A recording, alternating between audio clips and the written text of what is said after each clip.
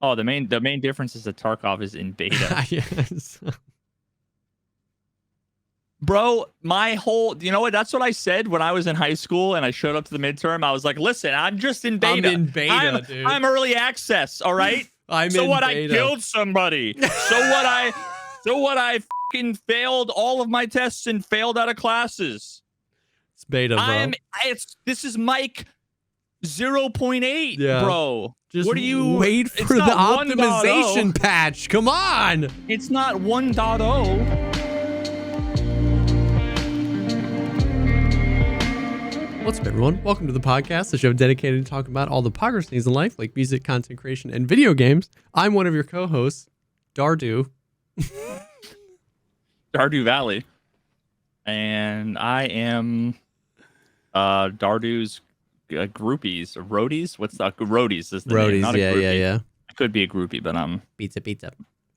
Yeah, dude, no, the amount of people that came in and it was just like, yo, let me hear that Dardu song. I was like, I feel so stupid. It's just one of those things, man.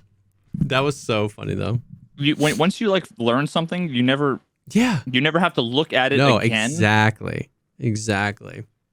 It's just the crazy thing is that I made it this far in life without saying that word to a person who knows how wrong it was. You know what I mean? That's kind of impressive. I mean, to be fair though, like I've also probably never said Darude out loud in my life. So it's just one of those things you don't actually say. Yeah. But you'll like read a million times. Yeah. And you know, your brain sees the thing it recognizes and it just kind of like skips it. The upside though is that when people come in and mention it, we just play Sandstorm and I just get it stuck in everyone's head for another week. Oh, God. Oh, man. You're getting stuff stuck in people's heads. I'm getting stuff stuck in my throat. Trying to mow down. I've been like, I've forgotten that I just recently had esophagus surgery. Yeah. And now that there's no restrictions, I'm just like, you take a big bite. I don't know what it is. You would think that when things taste good, that you would want to like chew them forever, right? Dude. But no. The better it is, the less you want to chew it and swallow it and just put a new. Yeah. Isn't that weird? I don't know why, dude. It's just like take a huge bite and it's like chew, and I'm just trying to like smash it down my throat so I can take another bite. And it's like, why don't I just let it sit for a little longer and chew it and taste this flavor that I love? I do that same thing, bro. Taste the rainbow. Let that breadstick marinate in your mouth for like 45 minutes. Taste the rainbow. I do love Skittles. Yo, we went to the farmer's market around here. It's not really a farmer's market. It's kind of like that though. And I don't know if you probably don't doom scroll TikTok like I do, but there's like I don't even have TikTok. There's like a huge, I don't know why, when, how, or there's no explanation, but for some reason, everyone, it's like, it's almost like every crypto bro that like lost all their money, sold their Bitcoin miners and bought dehydrators. Is that what they're called? No, freeze dryers. And they're all just freeze drying candy and selling it. It's just like every other video you swipe. It's just like, they just freeze dry candy. They just freeze dry like Skittles, and it pulls all the moisture out, and they pop, and they get like basically 3 times the size, and then they just like you could squeeze it, and they just fall apart into dust, and then they sell it. And then they snort it, like what? Well, no, you just eat the candy. They do it with everything, like Sour Patch Kids, Laffy Taffies. Anyways, and you said taste the rainbow, and that reminded me that I got some freeze dried Skittles, and they were weirdly good. Weird. Wait, at like a farmer's market? Yeah, there was like a guy who, and literally it's funny because I went up and I was like, oh, I see this all the time. Let me buy some. And the guy was like, yeah, my son does this, man. He does it on TikTok. And I was like, oh, yep. And okay, serious question.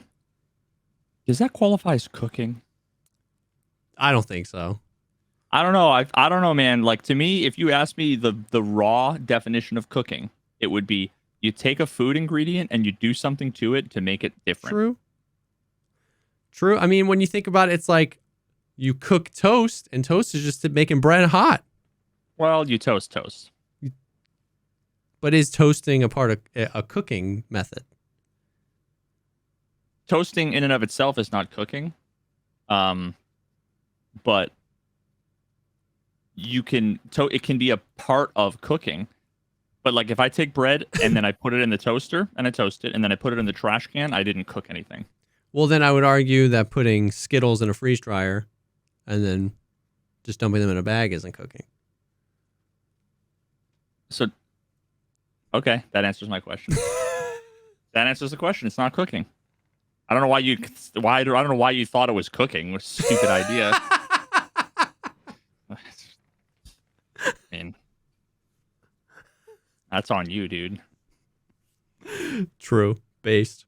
Anyways, if you wanted to waste $6 on less than the amount of Skittles you get in a Skittles package, you can get some freeze-dried Skittles. And they taste funny. I'm cooking. Dude, whipping up some of that delicious pizza. Mm-hmm. Oh, man. What's going on? Oh, so we had a big old weird random Tarkov patch today, bigger than normal. Tell me more. I'm just gonna sit back, relax. Dude, you eat your pizza, and I'm gonna tell you all about this game that you miss so much. No, I'm just kidding. Mm-hmm. So they tweeted a while ago. They were like, "Hey, we plan to address a bunch of issues," which I love that they like. Listen, I'm always saying communicate more. And it was like 5 or 6 days ago, last week sometime, they were like, hey, we're aware of basically these issues. People are having a hard time getting into streets, performance, this, that, the other. These are the plans, like be on the lookout for some patches. And then we got a server-side patch a few days after that helped a lot of people who couldn't scav into streets. It was like, I think we had basically said it, like, you would fix the queuing or something, or well, it was weird because like normally when there's a new map or a new wipe, there's a few maps that like you queue for like 30 minutes, right, to scav because there's more. And it's funny because like as a tangent, if you're into Tarkov and you've ever said they really need to fix the long scav queue times, they're working as intended. It's like you can't scav into a map until PMCs PMC into that map because it doesn't spin up the server for a raid until PMCs are ready. Yep. Once that happens, 3 minutes later, it starts filling with scavs. So if you have 100 players queuing to PMC streets and 10,000 player scavs, the player scav queue is going to be longer because there aren't enough raids. Now, Streets is a good example. Lighthouse. If you ever wonder why it takes you 15 minutes to get into Lighthouse, it's because nobody wants to PMC Lighthouse because that map is toxic and all the quests are late game, but everybody wants to scav Lighthouse because it's got Omega loot. So if you've ever wondered that, that's not they need to fix it. That's just like you got to have raids to scav into. So, yeah. But anyways, there was an actual bug where, like for me, basically from the start of the wipe, 50% of the time I scavved streets, whether it was nighttime, daytime, peak hours of playing Tarkov, or like early in the morning, 50% of the time, 5 minutes into the matching process, it would just fade to black and say error.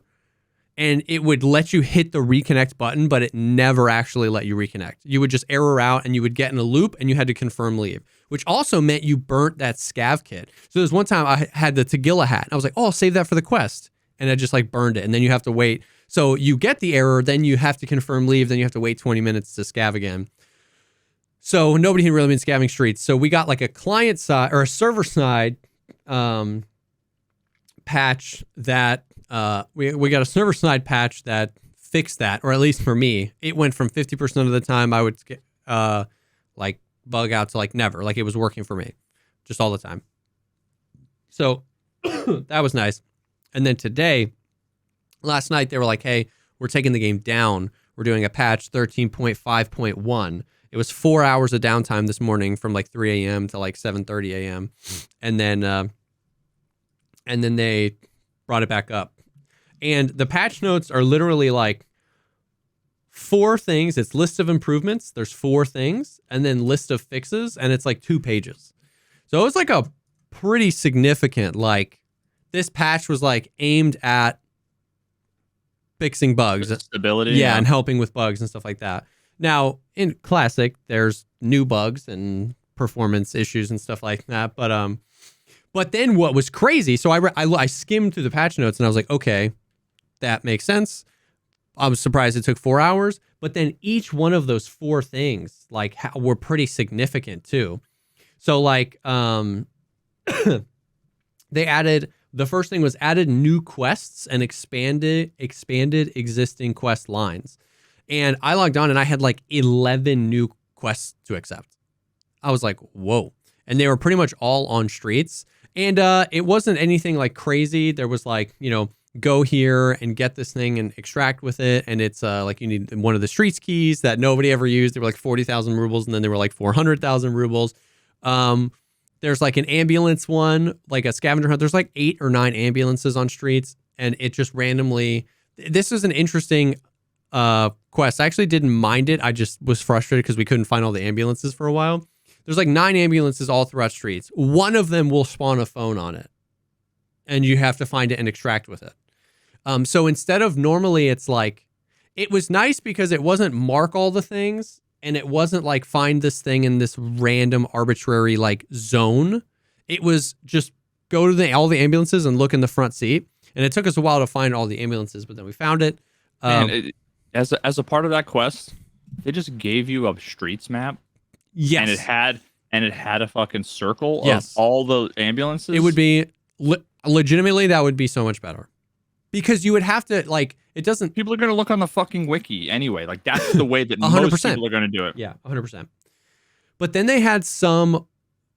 So there was one where, like, in the new area in the mall, there's a restaurant called, like, Beluga, and then there's, like, a Beluga key, and you have to do this key. And it said that you needed to find this thing near that area. So we thought it was in the key, but it was, like, in this kitchen. And I was like, for some reason, I was under the impression that it could spawn either in the locked room or outside of it. And I was like, oh, that's really interesting. Like, it's in this area and there's a locked room and it might be in there, but it might not be. Because I found it outside. And then there was another quest where it literally says, like, the Terra Group meeting room key. Like, it references that key and I had it. So I was like, okay. And I know for a fact I've seen screenshots. So basically this quest is like, go find this vial and it has the secret ingredient. The quest is called like the red meat or something like that. It was like super weird.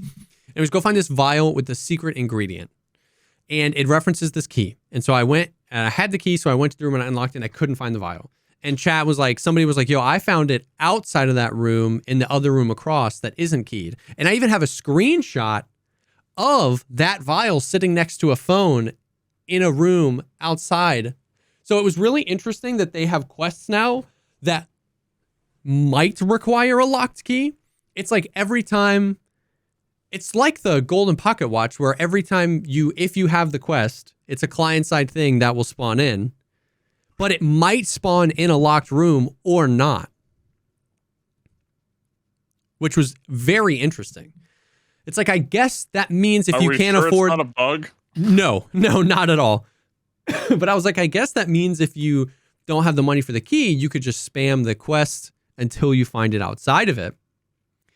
But then we were going crazy because, dude, Veritas, me and Valiant, it took us like 9 tries to find this thing. So once again, either it's bugged, we couldn't find it. Like we just couldn't find it. Or the quest item itself only has a % chance to spawn. So like my suspicion, which is definitely not confirmation or anything, but my suspicion is that it's like if you have the quest, as of today, it was like you spawned into a raid and it just like rolled a 50%, maybe the quest item spawned. If it spawns, it would maybe spawn in the locked room or anywhere around it. But for like 7 raids in a row, me and Valiant were like scouring every inch of this office building that was directly referenced in the flavor text, and we couldn't find anything. And on like the 8th try, I unlocked the key, opened the door, and it was just right there on the table. Which was just so weird because like I'm hesitant to criticize it as design because I think it could be a bug. But at the same time, we were just like losing our minds like this. I just kept thinking of all the things you and me talk about. Like this is such an this is such a bad way to make something hard. You know what I mean? Yeah. Like, it's such a bad, like, if it's intentional, if it's like, it's just not always going to spawn in the locked room and it's just not always going to spawn at all. Like, I mean, just so many ways that they want to slow down. Yeah. Like I think this is their way of trying to take control back, because like if something's always in the same area and you can just go there every time, then like the wiki can just tell you where to go, and you know, they don't want that, right? No. They want you to not know how, what, where, why, and they want you to like search, and that would be great in a single player like RPG game, not in Tarkov. And in that single player RPG game, what would they give you? They would give you clues. You know what I mean? Like, a million, yeah. They would give you clues. You could ask, but if this is fucking Baldur's Gate, I could talk to the duckling by the lake, with a spell, and it would be like, quack quack, I saw some things over here. You know, you talk to the homeless guy, you give him some money, he'd tell you whatever, right? Like, and so it was just crazy, because like me and Velian have, you know, between the two of us, 18,000 hours of experience in Escape from Tarkov. We know, you know, and we couldn't find this thing. I was like, at first I was really frustrated, because I was like, they've never done a quest like that before. Like, if I have the quest, the item always spawns. They've recently, in recent years, made it so it doesn't always spawn in the same spot. But the only clue we had, which was literally the named, like, the Terra Group meeting room, we were there, and it's like, there's an office here, an office next to it, an armory, and a locked armory key, a server room, and that's all. There was no upstairs. We were looking in the planters. I was looking under couches. I was seeing if it was clipped under the floor. I mean, we scoured this place like 7-8 times, knowing where to look, knowing like where BSG likes to hide. Everything top to bottom. And so it was just like, I was really having a hard time just believing that we couldn't find it, unless the area that they mentioned doesn't always have any, like, unless sometimes it just spawns in the building next to us for no reason. You know what I mean? Which wouldn't be a defense of VSG. It wouldn't be like, oh, you couldn't find it because it was over there. It's like, well, if it was over there, that's stupid too, because they referenced this building in the flavor text. You know what I mean? So now it could just be a bug that it's not spawning every time, for sure. Do you know the name? So are you sure it's instance, like the pocket watch? Yeah. Do you know the name of the quest by any chance? It had something to do with red meat. If I just took red meat into the wiki right now. Beyond the Red Meat, Part 2. Beyond the Red Meat, Part 2. I want to read. Okay. We took a look at the diary you found. Addresses, addresses, shipments. Wait, is that a noun or a verb? Addresses, probably shipments, addressed shipments. No, I think that the diary addresses shipments. Gotcha. Yeah, it took me a second. Addresses shipments of some bullshit from the Terra Group offices. Anyway, to make good food, these assholes were adding some obscure lab-grade ingredient. They were cooking. I think that lab-grade obscure, it might have been marinara. Yep. It was made to be extremely addictive. Okay, marinara, more evidence. So more people would come to give these pricks money and to make them more compliant. It's some murky shit. Why don't you check to see what they're shipping from the offices? Maybe some of it's still there. There's a mention of some kind of red vial in the notes. So the only thing we got from that helps me on my journey is red vial. That's it. Locate and obtain the secret ingredient at the Terra Group office on streets of Tarkov. And then that's the other only piece of information. So if we're actually talking about practical, useful piece of information, the only thing we can pull from that is red vial, Terra Group office. Now, isn't there... I don't know that particular building off the top of my head. It's brand new. It's in the new wipe. Okay, so is the office like one big building that has a bunch of rooms? Like, could it be interpreted as anywhere in the building?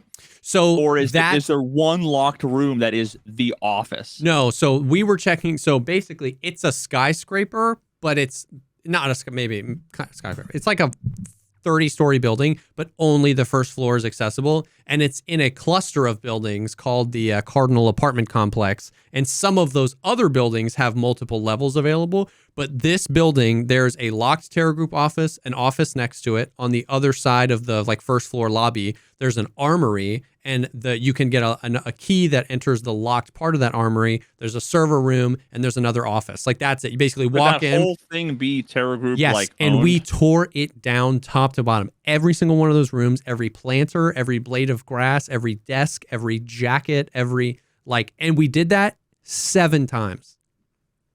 Every room, keyed or not, it was crazy. God. First spawn, second spawn, third spawn, fourth spawn. Damn, it's a lot of spawns. Oh, what? Hold on. Here you go. The wiki has your answers. Yo, the wiki does have my answers. Click the map at the top.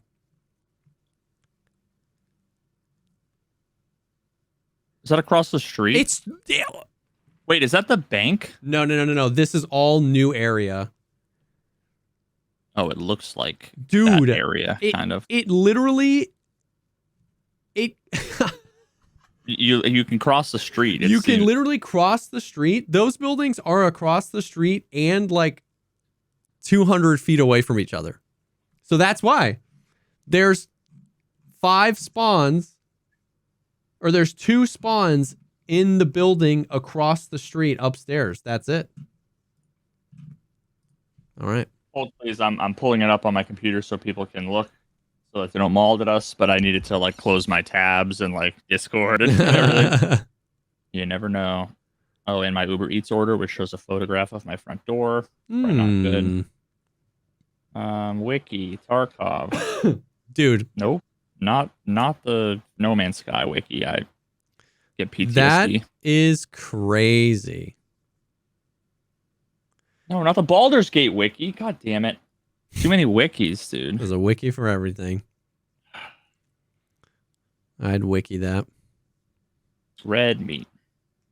So, I mean, that's annoying, dude. That is annoying. They need to give you more. So it's so here's the thing. I know, and I know people are gonna get on to me for harping on this so much. You know what I mean? But you just go watch a different podcast, I guess. I don't know.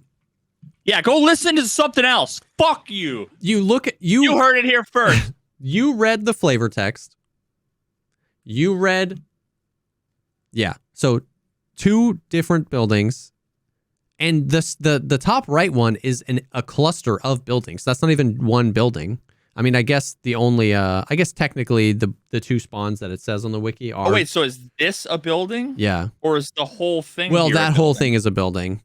Oh, okay, so that's a building. Oh, so there's 3 buildings. No, wait, 4? Are these connected? Those are all rooms. Yeah. So that's the left rectangle or left square is where me and Valiant were checking every time. So there's 1 building, 2 building, 3 buildings. Yeah. You're looking for one thing. Yeah. And so here's the thing. This is I've never heard Nikita say this, but I think we infer it sometimes. It's that they don't like that people basically just look at the wiki to figure out their quests. Yeah, well, I don't know that I've ever heard him say that. Maybe he did. But if that's the assumption that they don't want us to just be able to look at the wiki, this does the literal exact opposite.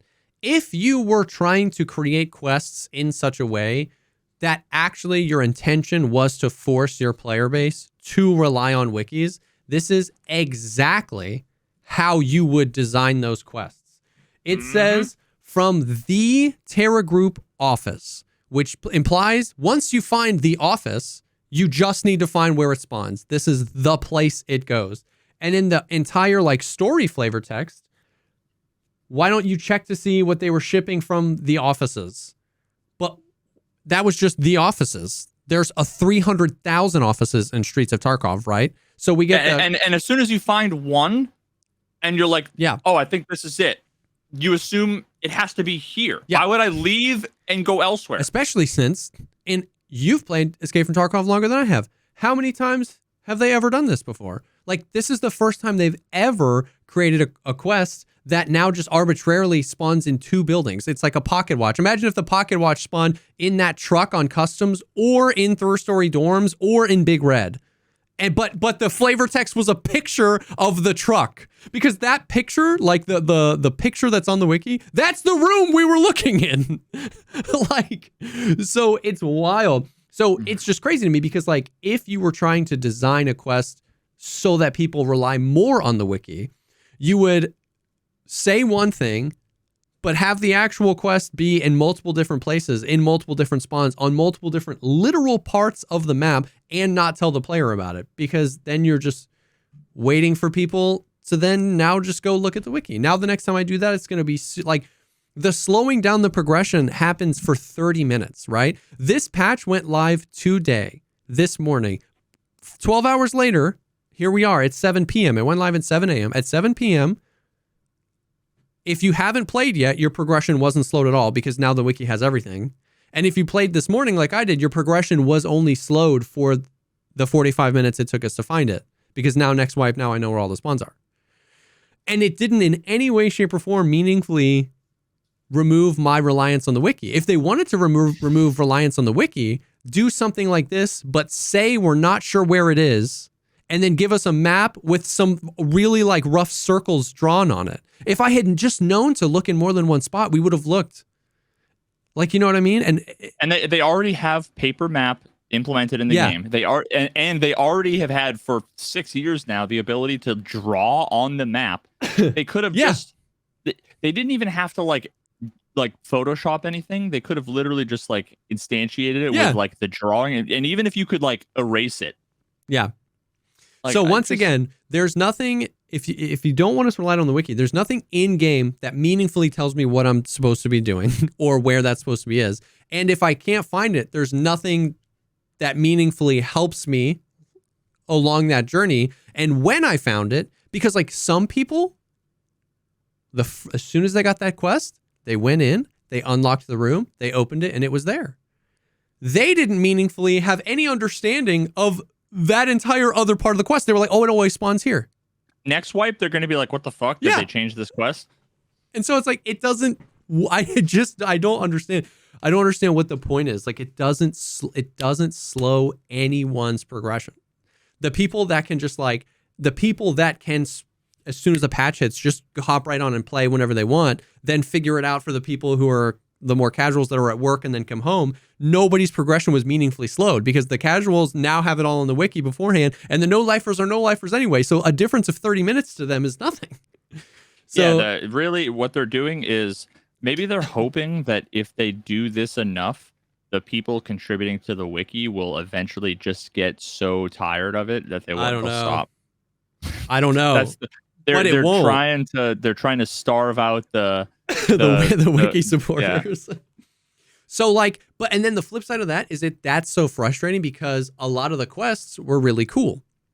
Like, I don't mind, like, I love that there's lore. I love that there's more streets quests, because I love streets. I love a lot of these things. I like that they're like all these little tangents. I don't mind going and looking for a red vial and surviving and extracting with it. I don't mind. One of the quests was kill. Dude, one of the quests was like, you could tell the quest felt like a quest that before it got shipped, somebody went, wait. Let's make this better. Because the quest was kill any target at the new mall area on streets with pistols. And it was like at some point this quest read kill 15 PMCs with the FN57. And someone went, whoa. Any target, they can be scavs, and make it any pistol. And that quest was like, oh, that's cool. I'm fine with that. I get to choose the pistol. It's the patch that they added the quick swap, so it's an excuse for me to engage with something that they added. And the area is large enough that I'm not like in the stupid bunker mission pest control and reserve, just sitting in a bunker waiting for scavs to spawn. Like, that quest was great. And so it's hard, because like some of the quest design here was really good, or at least maybe not really good, but like steps in the right direction, like actual feedback we've given. But then it gets tainted by a few of these where we're just like running around in circles with like chickens with our heads cut off, looking in the place that it tells me to look and the picture tells me to look. And it's just not here. It's in a building up the street on the other side. You know what I mean? That's just like, It's crazy. It's crazy talk, dude. And then the other thing, so the only other quest related things, they added a few other quests, kill Kaban, which is not at all a surprise, right? Like every boss ends up getting a quest where you have to kill him. Luckily it's another quest where you don't have to like take anything from him.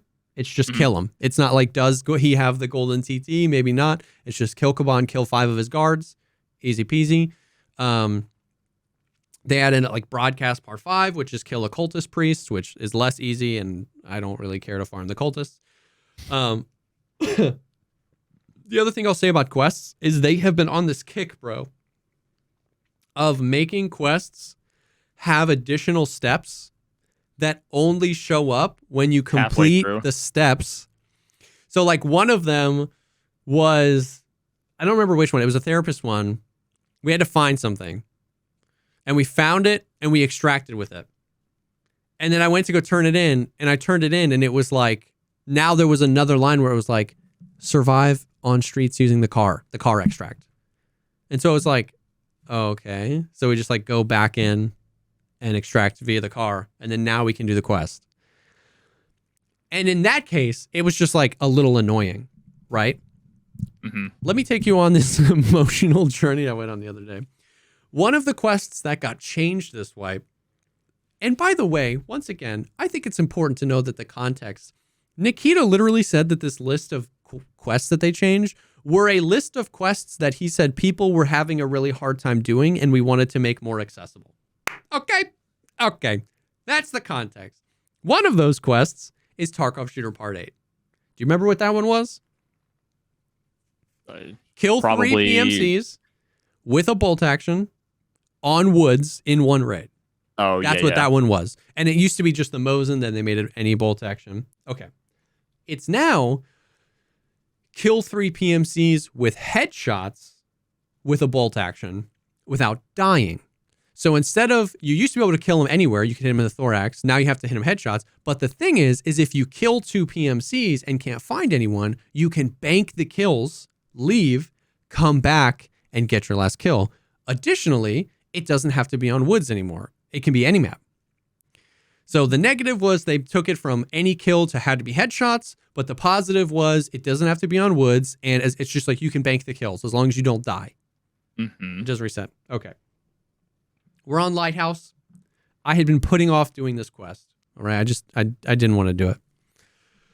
We're on Lighthouse trying to do a bunch of quests. I'm doing like assessments, seals, doing a bunch of stuff, right? I'm like, I'll bring a bolting and just see. Like, I'm not really going to go for it, but I'll see. And then, of course, I say in my brain, I'm not really going to go for it. But then, like, every time I get a kill, I'm like, okay, now I kind of want to finish this stupid quest. Anyways, we're like 5-6 raids deep. Boom, get one. Boom, get another one. I'm like, all right, seal. Like, if we see another PMC, you know, just like let me know. You know what I mean? And like, we see somebody, throws a grenade. I'm up on the mountain. I'm like, no, I don't want to. Anyways, throw a grenade, boom, flush him out. Peek, he's running. Bam, headshot. I even rewatched the clip, dude. Headshot. I got the noise, or whatever it is, in the bottom right-hand corner. It says the quest, Tarkov Shooter Part 8, is complete, ready to be turned in. The next words out of my mouth are, sweet, got that done. Let's go to water treatment and get your quest done, Seal. We go. I die. It resets the quest. After you get the 3 headshots, another line pops up that says, survive and extract the raid. But it said the quest is complete, ready to be turned in. I was so mad, dude. And then it took me 2 days to get the quest done again. Doesn't that also happen with, like, isn't the same kind of thing, and I might be misremembering, but with bullshit? Bullshit, yes. Because it says like, oh, you're good. And then if you kill a scav after that, it undoes the you're good. And the thing is, in that quest, the thing to do, like the meme thing that we do is like finish bullshit and then I'll have Seal or my friend just kill me. because killing you doesn't reset the quest. Only killing the scav does. So then I just go turn it in and he brings my stuff out, right? Now, I totally get it. I totally get it, man. The quest says you could make the argument. You could absolutely make the argument. It says do this quest without dying, right? But my argument is twofold. One, I did. I killed 3 people without dying. Dying after the fact does not diminish the fact that I killed 3 PMCs with headshots with a bolt action without dying in between. So even if you want to make the argument that, well, it says without dying, I can come back at that. And then my second fold argument is, if the quest is not complete, don't say the quest is complete.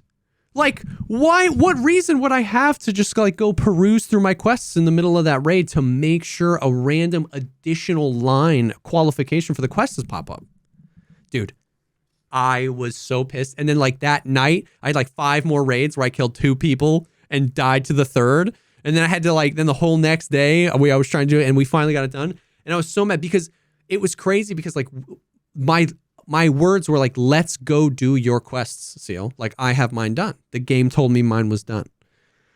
And once again, that's just like it's a one hitter quitter, right? Like that didn't slow my progression. It did that one day, but like now every other wipe, now I'm just going to know that as soon as I kill that 3rd guy, I have to run out. It's brutal. It's just here's the deal. They implement all of these things without thinking or while being inept.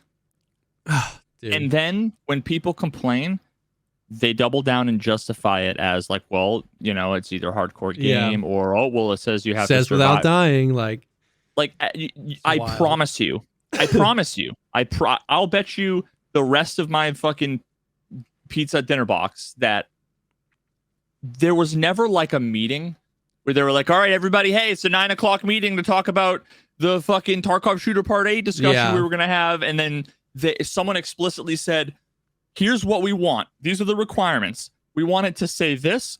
When you kill the people, we want it to then pop up with this while also saying like it was never an explicit, like that's what people need to take a step back and realize that you are rightfully upset. And so many people will say that's the way it is / meant to be. Yeah. And they just assume the assumption is the way it is was how it was meant to be, and how it was meant to be is inherently objectively good. It's the right thing. And therefore, if you have a problem with it, you're playing the wrong game. Yep. It's wild. Or you need to get good, or it's your fault, and the fact of the matter is it simply isn't. Yep. It's not good. It's not your fault. It's not unreasonable. Especially since this isn't a new quest. It's a quest that I've done 7 times that's changed. You want to know what else? I can get it from a game design perspective that like they made the qualifier. It used to be in one raid. That was the qualifier. It was get 3 kills in one raid. Now, in order to bypass in one raid, I'm sure the code is like without dying. You know what I mean? If dead, task fail. If not dead, task succeed. But from a player, and this is exactly what you were talking about, they don't sit down and say, okay, what are the changes we were making and how does the player interact with them? That's because I'm not a coder. I don't see the difference between in one raid and without dying as like a code, but a open and closing gates. And like, I just see it as a player would interact with it.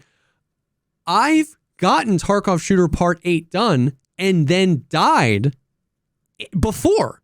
Like I kill 2 guys and then I run and I see another squad, a 3-man, and I kill one of them and then the other 2 turn around and kill me and I go, I don't even care. I got the quest done. Yes, boys. Tarkov Shooter Part 8. They made before they made it.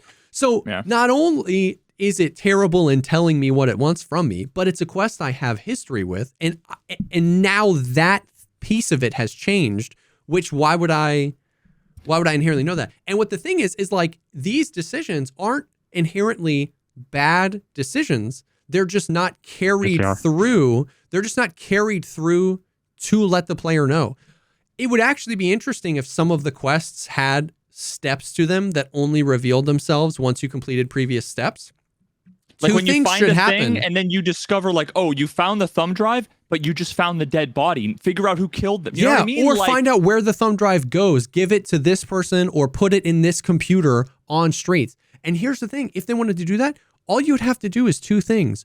One, that sound that we all know, there's two sounds. This is what grinds my gears too. They could have made this. I have so many thoughts. I'm exploding. They could have made hear anything other than the Tony Hawk, like when you collect the tape. That's all I can hear. I don't know what it sounds like in Tarkov anymore. Okay, so there's two sounds. There's the sound of completing a quest, like literally the whole quest is over. It's like it's a big sound, and then there's then there's the sound of like picking up a quest item. Like if you need 4 GPUs and 10 CPU fans, when you find your last GPU, it's just chink. Yeah. It's like a little click. In my opinion, they should add a third sound that's only plays when you completed this. There's more. Yeah, it's like in every other game when you're walking by something and it's like, it tells you like there's more. There's something to look at over here. There, whatever. Then the player was like, "What was that sound? Let me check the quest." The second low-hanging fruit. When you complete a quest, it literally says in the bottom right, the quest is complete. Why doesn't it just pop up and say, objective complete, see quest details for more info? Like, if you want to do that, that's fine. But like, it's insanity to literally Pavlov's dog your player base with these sounds and then play them when they now mean different things. That's insane.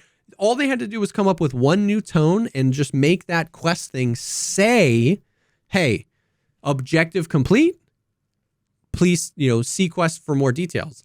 And then this would make sense. Then this would be like, oh, that's cool. Or like, oh, shoot, I didn't think about that. Like, or whatever. But to just, once again, it doesn't push people to rely less on a wiki when your friend's just like, I just completed the 5th hardest quest in the game. And it was just completely robbed from me because I didn't know I then had to do this. It's crazy. It's crazy. So the quests overall, we got some new quests. It's like there's fighting in BSG. There's people who are like trying to like take the feedback and make better quests. And some of the quests really show that. And then there's just like this insanity where somebody approved this on they got a spreadsheet of quest changes. They read it cursory. They were just like, oh, you want to change these quests? Sounds good. And nobody over there is considering how a player would interact with these quests. Dude, it's a different level of experience, a different perspective, a different level of attention to detail, a different level of like being good and giving a fuck. Yeah. And more and more,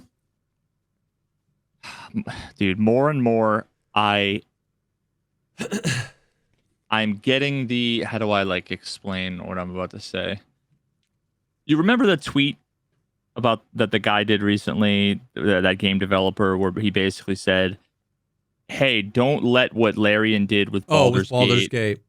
Don't let this be a new standard. Don't let that be the new standard.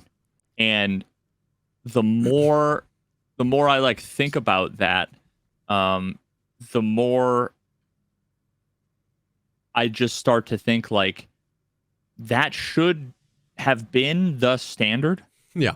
All along. Like whether it's Tarkov stuff or the Starfield stuff that I mauled it about. Actually, I realize now that I mauled it about on our like super secret Patreon episode that we do. We have a Patreon. Check out the Patreon. The Patreon. That was the patreon.com/the Pogcast pod. Yep. Because we basically have an extra episode every week, and the most recent one I mauled it for like 45 minutes about Starfield. And maybe we'll talk a little bit about it after. Yeah. But yeah, that should be the standard, considering how the players interact with the game. Should be the standard. It's just if I was the one putting out games in the states that they are, making the design decisions and all of the compromises and whatever, I would genuinely I wouldn't be proud of myself. Yeah.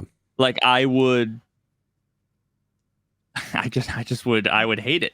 Yeah. And so to think that people are either like okay with the fucking game design decisions that they have or the products that they put out these days, dude, it's like it just makes me sad. Yeah. You know, when you see someone who just now I'm like I'm gonna be like putting myself in a box that probably a bunch of people are not gonna like me for, but like I had a bunch of my friends in school. I didn't study a ton really ever. I didn't put in like a shit ton of effort. I got good grades. I was fortunate enough to just have been good at school. Yeah. But like I wasn't like a straight A student. I wasn't one of those people that gave 110%. But there's like a threshold where I'm like, I would look at some of my friends and be like, how are you not like ashamed to like sit in front of a teacher and be like, yeah, I didn't, you know, it's like, oh, Joe, it's your time to do your presentation for your midterm. And you're like, yeah, I didn't do it. And it's like, yeah, dude, I would fake sick and not show up before I would sit there and unironically say, yeah, I didn't do it. Yeah. My fear of that moment is greater than my desire to not do the homework. So I would just end up doing the project because I couldn't fathom that moment. And that's how fucking games. Yeah. That's how half of the shit in Tarkov and that's Starfield and all this stuff. That's literally, they're all sitting in front of us, either saying, yeah, I didn't do that. Or they're saying, here it is.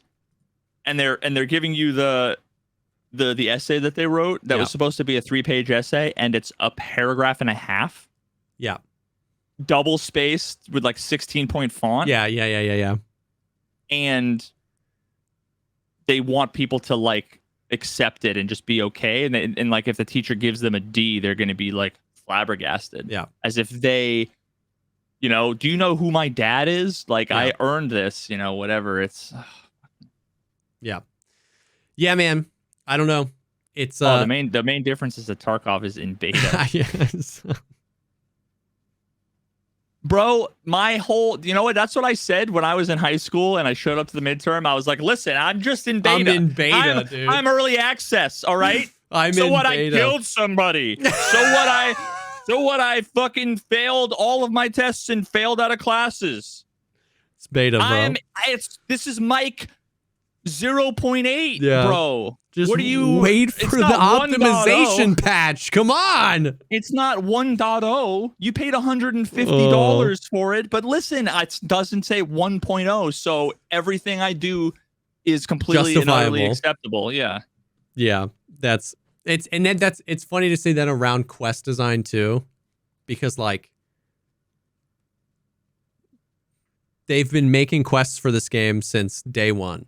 So like there's no excuse to make a quest so bad. Just like, oh, we forgot to consider the player of the game. Sorry guys, it's our first quest. No. This is the 400th stupid arbitrary quest in this game. Yeah, and this is the 7th iteration on it. Yeah. You can't.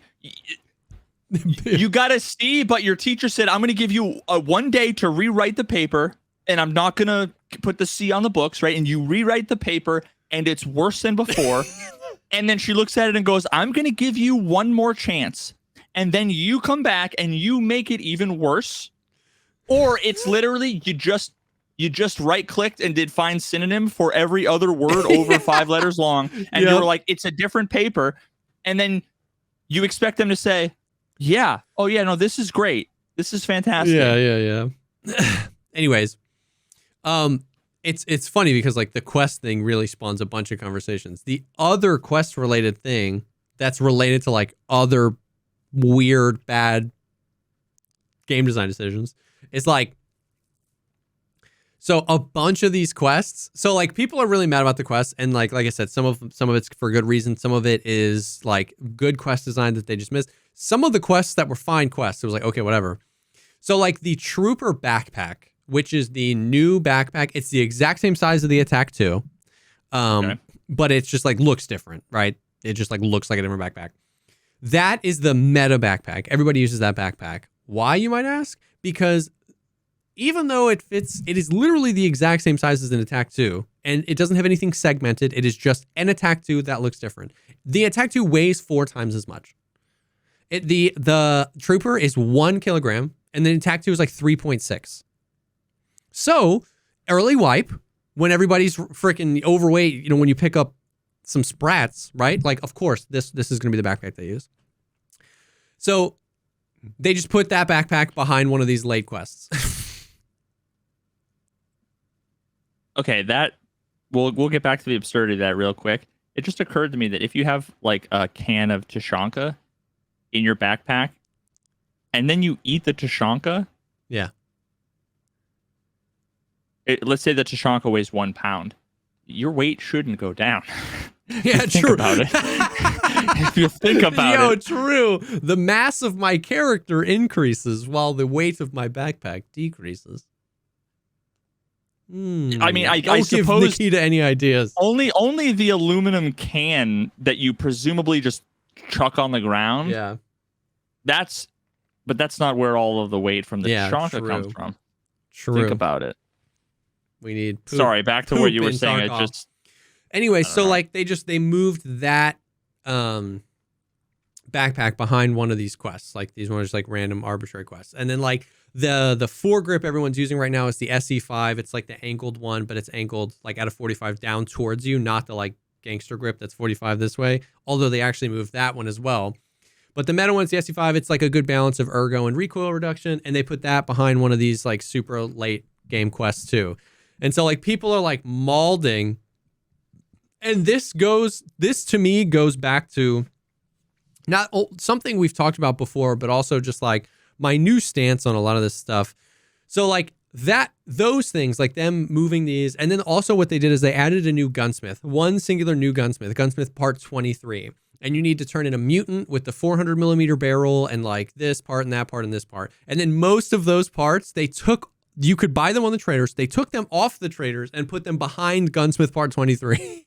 So now like yesterday I could just buy a 409 millimeter barrel if I wanted to. Now I can't. They're all 2 million rubles on the flea market. And I just have to complete gunsmith part 23 to now be able to buy the 409 millimeter barrels again. And this just goes along when we're talking about balancing.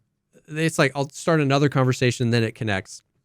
People on Twitter, I just saw something. Somebody asked me, like, what do you think about like the beef on Twitter about the ammo? And I was like, I haven't even seen anything.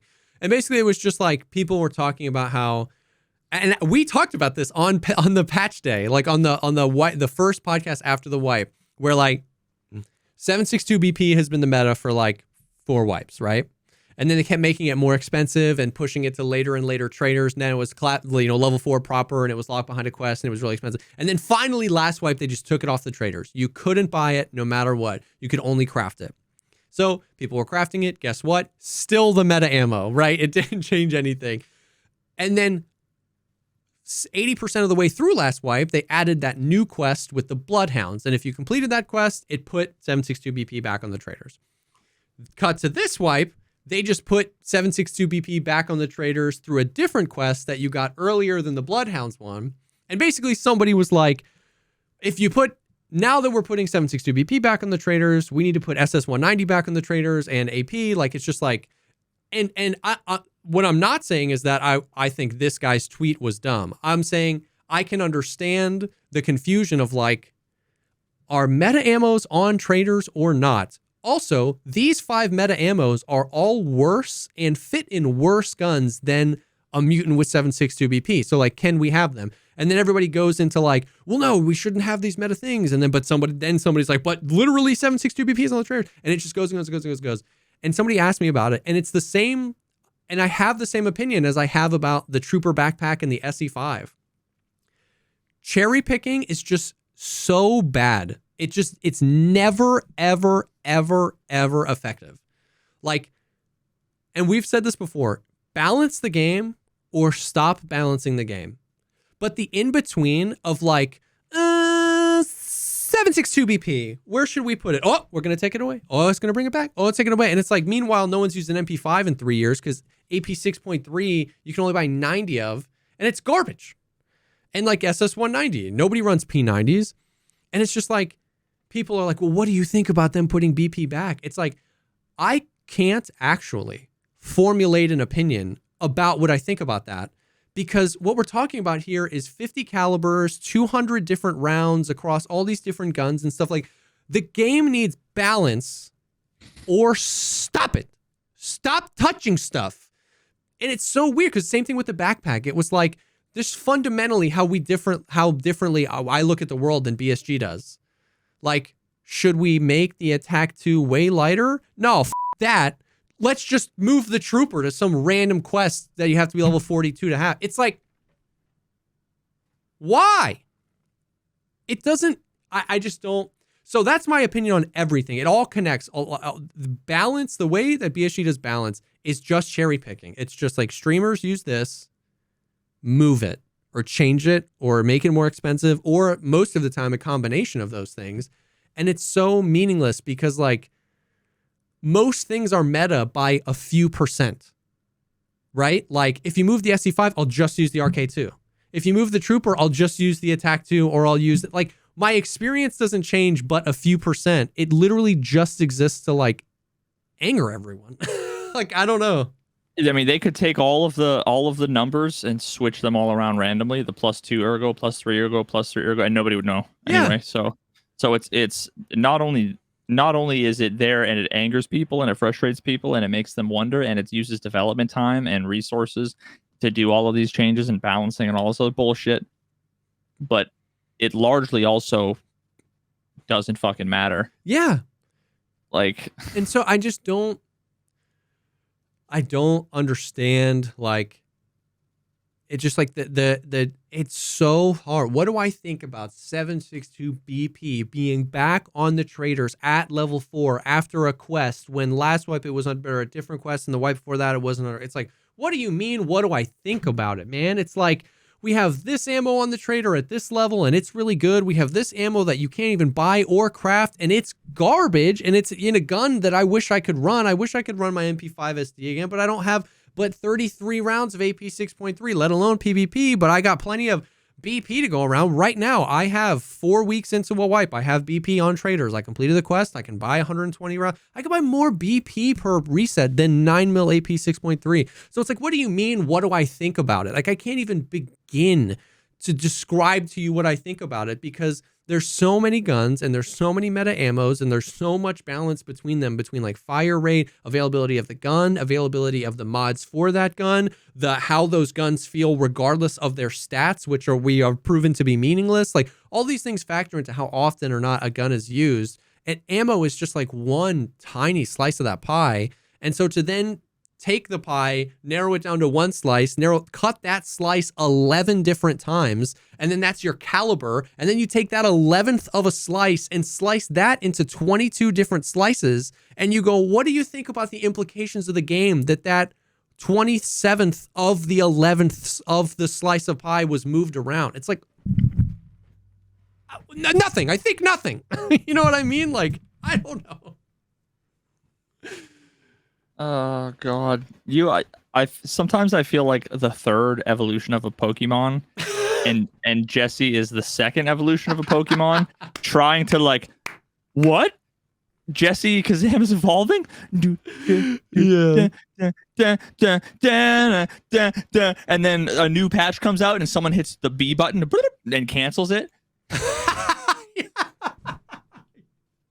And then I just devolve back into the Tarkov addict. Oh, shoot, bro. Oh, no. Oh, fucking A. Dude. Yeah, seriously. But so, I mean, like dude, it's so funny how everything you're saying I'm so far removed from it. That my gut reaction, the instinct that I've been trained from reading YouTube and Reddit comments and tweets and whatever is for me to say, wow, you're nitpicking such that no, shut the fuck up. He's right. It's you're just so fucking right. Yeah.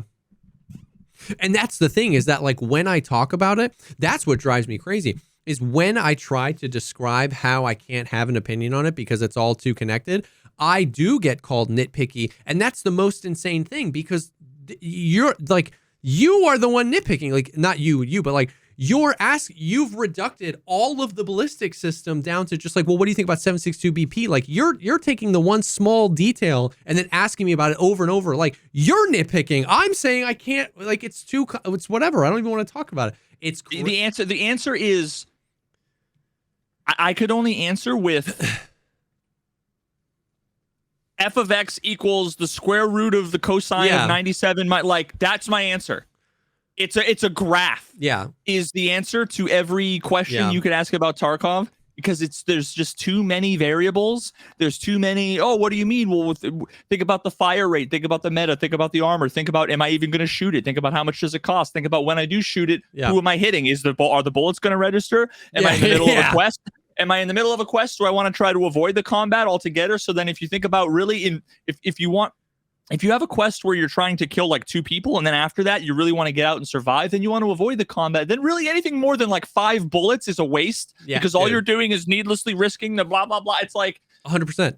And the thing is that like, I wish the community would stop fighting with each other because like it just provide like the feedback to BSG, like stop fighting amongst because I truly can empathize with both sides. Like if you're newer to the game, if you've been playing new, like of course Tarkov is so complicated that you need the like reduction. You need like, hey, more pen is good, right? Like you need the just like, bro, try and find something with good. You need those things. And so people just say, well, use this. And like everybody's been talking about 7.62 BP for 3 years. So like, of course, somebody like, I don't judge that chatter that's like, hey, what do you think about them moving 7.62 BP?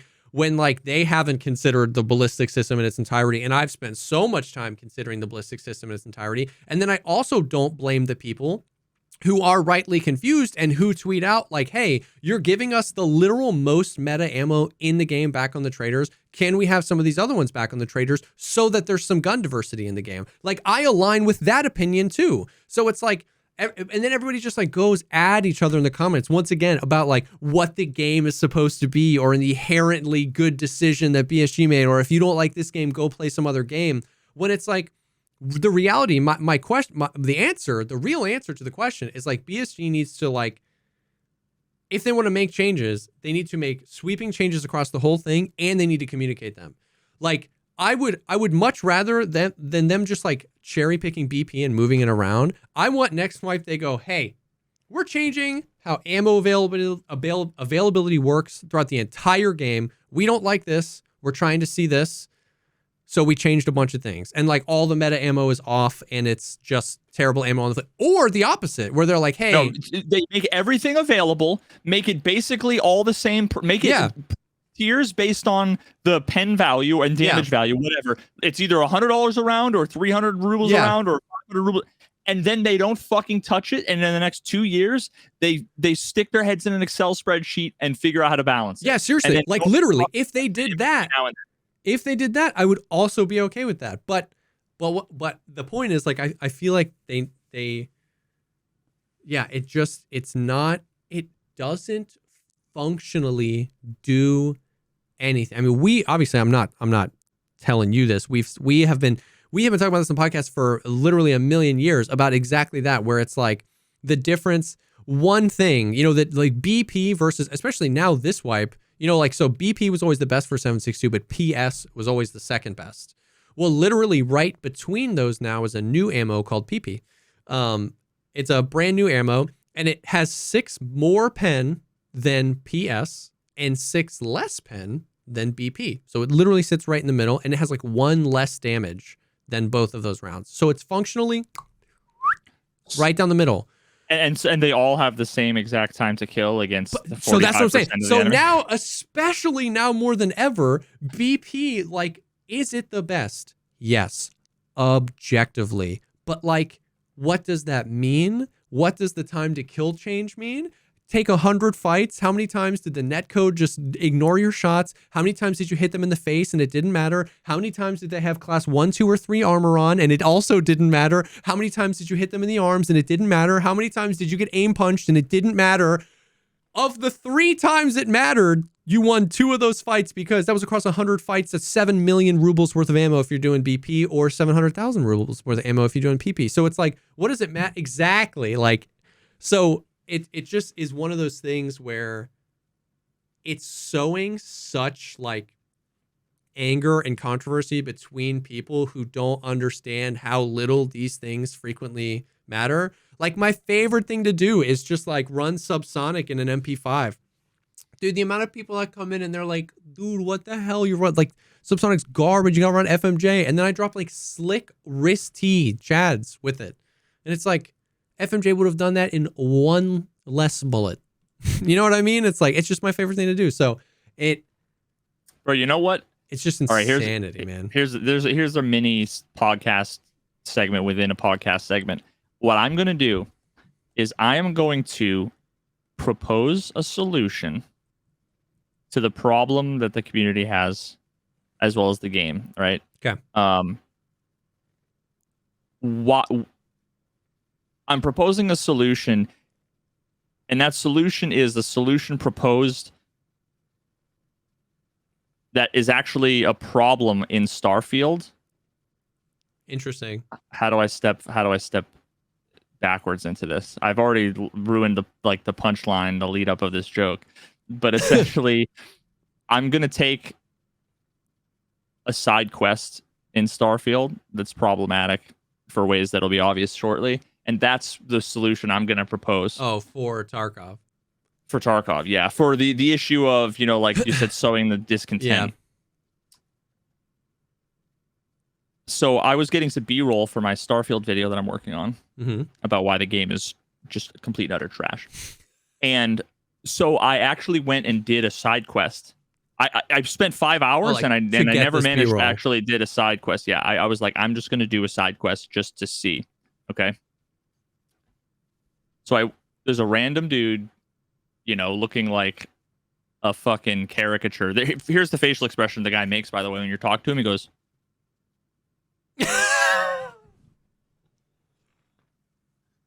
oh man, if you're an audio listener, you gotta nice to see you. Timestamp into 1 hour and 7 minutes. So you're talking to the guy, and he's like, I need help. Okay. Mm-hmm. And it's not like, you know, I've got a missing kid or whatever. He says, I can't. You're gonna think I'm joking. He is a collector of like rare seeds. Classic. Which actually ends up having nothing really to do with it. I can't even. It's so difficult. He's a collector of rare seeds, okay? Okay. And one of the things he's talking about is all of the disagreements and conflict that's going on around, right? And his philosophy is that people need to just be inspired to change, right? Uh-huh. Now, he's been trying to plant his favorite seed in like the planter in the middle of like the city. Okay. It's an olive seed, like an olive branch. Okay. But apparently the guard, you know, in the middle of a city, there's just guards with guns, of course, making sure people don't plant. You're violating the law. Making sure people don't violate the law by putting a seed in the dirt. Okay. Crazy. He needs your help. So then I'm like, okay, cool. I'm a fucking rogue. I'm all specced into like sneak, whatever. I've even though I've tried, I've got bonuses to sneak and persuasion.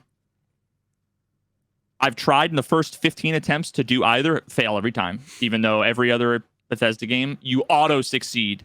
Yeah. when you try your first like persuasion check, right? Like you could convince them to take their pants off and do jumping jacks, like, and it should work in a Bethesda game. Yeah. If you listen, I'm not gonna judge how you want to role play. Okay, so I like, I put my character in the shadow of the tree, thinking like this has to be. Yeah. And I go over, and of course the guard is standing 4 feet from me, staring right at me like that. They put the guard directly in front of the quest marker where they're like, try and sneak. Yeah. And I go over, and he goes, "What the hell are you doing? Stop that!" And it's like, there's no, not just. Yeah. And then a thing pops up and says, talk to the guy again that gave you the quest, and he'll provide a distraction. It's like, why didn't you just do me that? Like, you were like, hey, you want to role play? Sorry, you can't. Go back to the guy. It's like, why did you even ask? So then you go to the guy, and what he says is, guards, police, help, I need to report a crime. And the policeman runs over and says, where's the body? And the guy says, what do you mean, where's the body? And he says, well, I don't know. We might need a blood splatter expert if there's been a crime. It's 2023, and this is dialogue in a video game.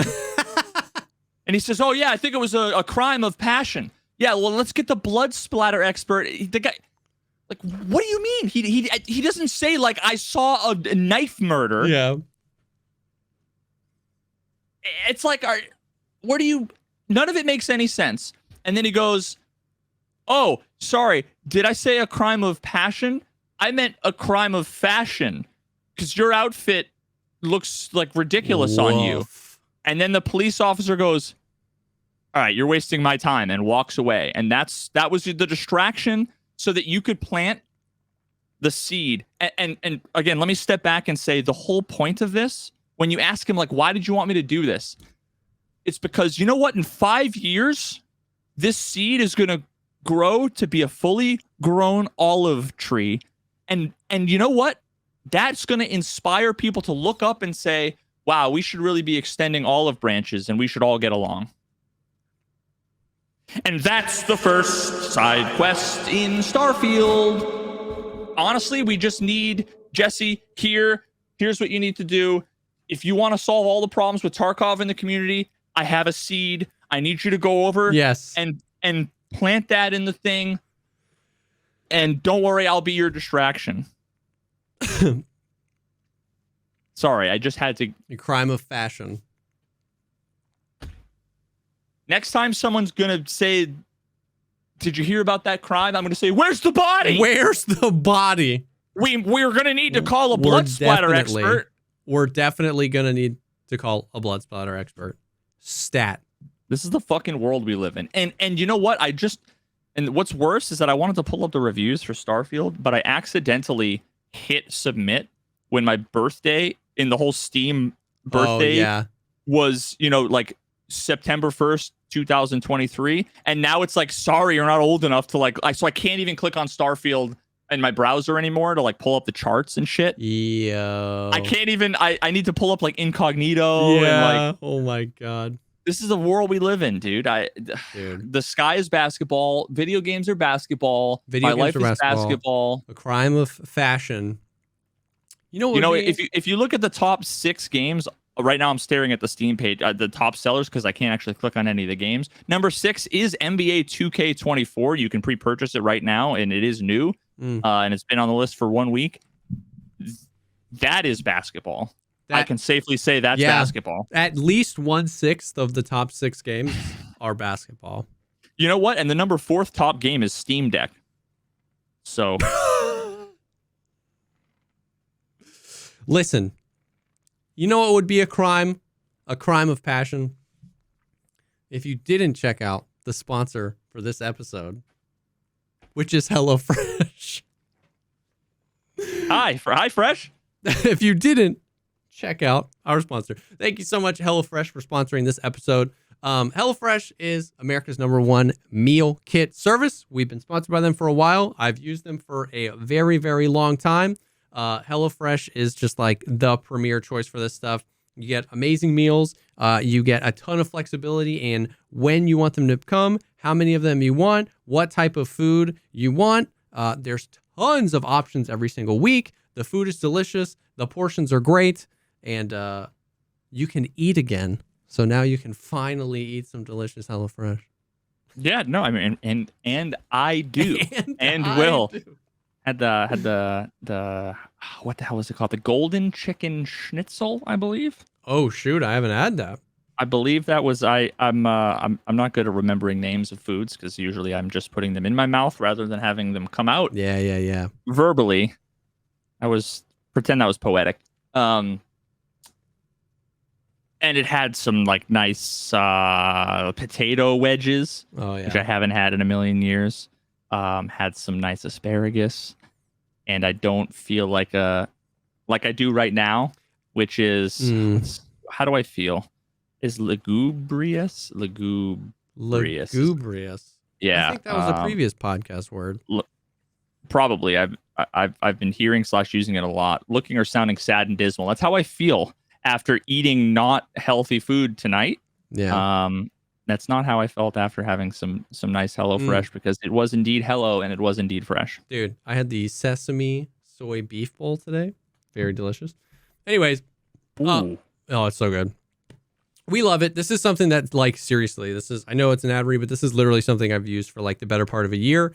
There's all sorts of different options that you can do. Meals that you can have in 15 minutes or less, keto, protein plus. It's all there. They also have a ton of like seasonal stuff. So like for the summer, they have a bunch of like meals and sides. They have a whole like a la carte menu that you can get extra things like flatbread pizzas or extra snacks or stuff like that for like parties. It's awesome.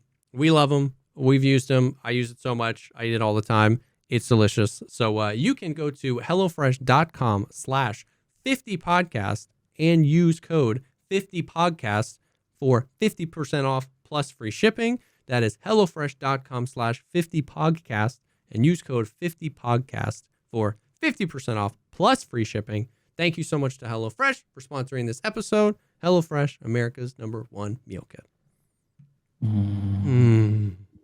Lugubrious. Lugubrious. So that's my little mini mauled rant just about balance. And yeah, they moved the backpack and it's annoying. It's all annoying and I get it. And I don't defend it at all, but it's just like, I don't know. It's hard. Whatever.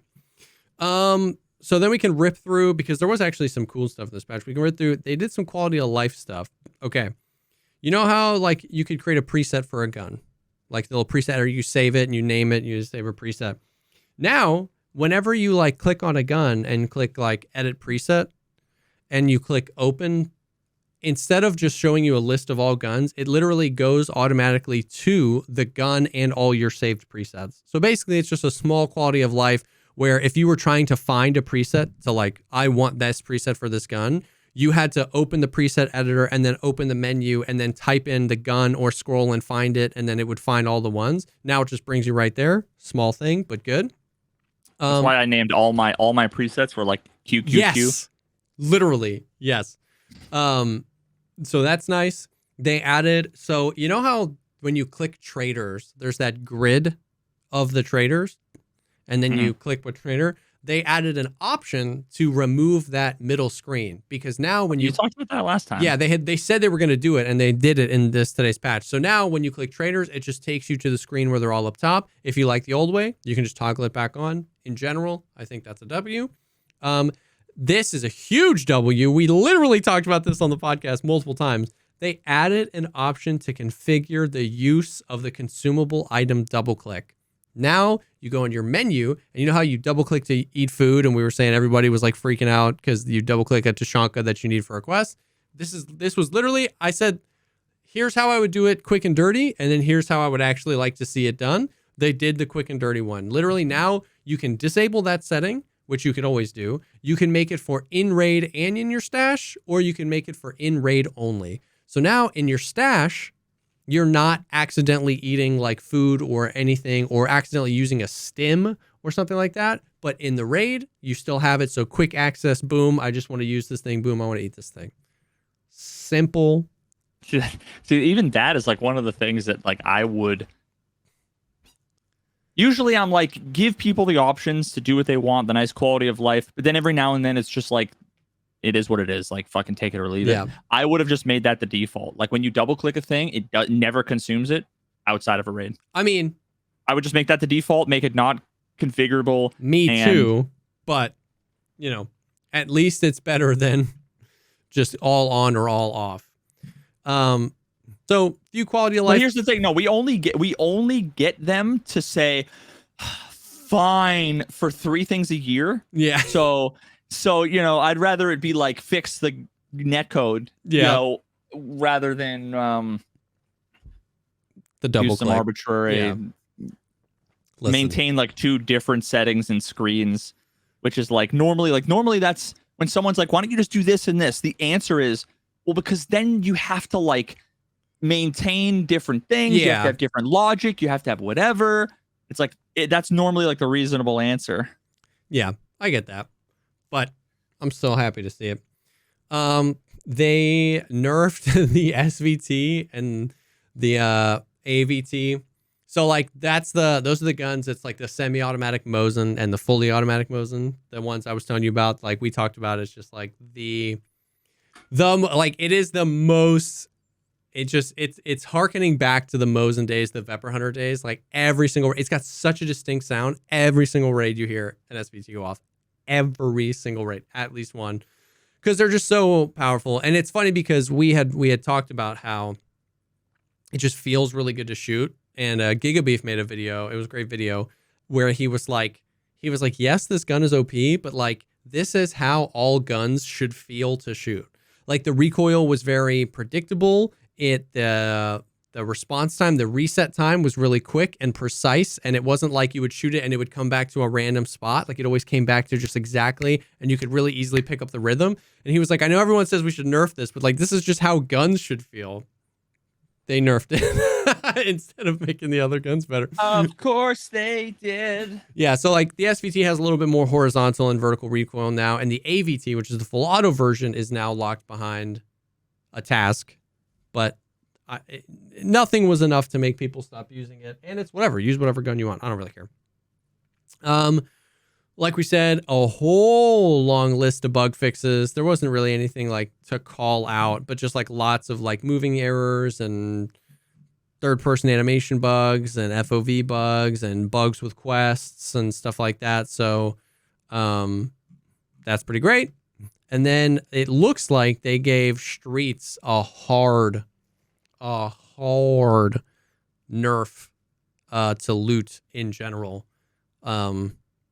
I played a lot of Streets, and it felt like today there was just like no like loot on the map, which I'm conflicted about because it kind of goes back to the same thing with the ammo, where it's like either balance loot and tell us what your desire is with loot, or stop balancing. Like I am team, if I could redo Tarkov right now from the ground up myself, I'm team there should be so much less valuable and treasure loot on maps, and there should be more practical loot like helmets, armors, guns, attachments. And I would completely flip the economy from the complete and utter just like Bitcoin golden skull. Why are you picking that up? It's only 7,000 rubles per square. And flip it to like, I can't get this anywhere else. So I want it and I need it and I'm going to take it. That's how I would do it. However, even though that's how I would do the game, it feels bad that they hard nerf Streets because like they took it away, but they didn't change anything. So now there's like, the economy is still centered around ruble per slot, and now there's just less things to get. So it's like, even I, somebody who doesn't want there to be as much treasure items, I'm kind of like, oh, come on. Because once again, it's the same thing. They're cherry picking. They're just like taking a thing and they're being like, people are having too much fun here, and we got to get rid of that. And they're not changing the system. So it's the same rabbit hole. So it's not a rabbit hole worth going down right now, but it's just the same thing there where it's like, change the system or stop changing it. So yeah, that was the patch today. That's the stuff. That's the Tarkov stuff. So we talked about Tarkov. That's the stuff. We talked about on our Patreon episode at length your feelings about Starfield. And obviously the listeners will now have a bit of an understanding. But do you want to give like the TLDR? Of your experience with Starfield? To sum up the game, now I preface this by saying it seems to have mostly positive reviews, and lots of people say they enjoy it. Yeah. I'm not saying they're wrong. The opinions expressed here are only of Veritas and not of anyone else. But if I had to describe the game in a word, it would be unacceptable. Oof. I'm not mad. I'm just disappointed. And I'm mad. And I want my $100 back. I have never been so flabbergasted at how fucking bad every single detail in a game could be. And part of it, a small part of it, but a non-zero part of it is because Baldur's Gate is like everything. Yeah. It's just so good. It 100% game of the year, without a doubt. That's so awesome. It's cool to see you like fall in love with that game. I just can't stress how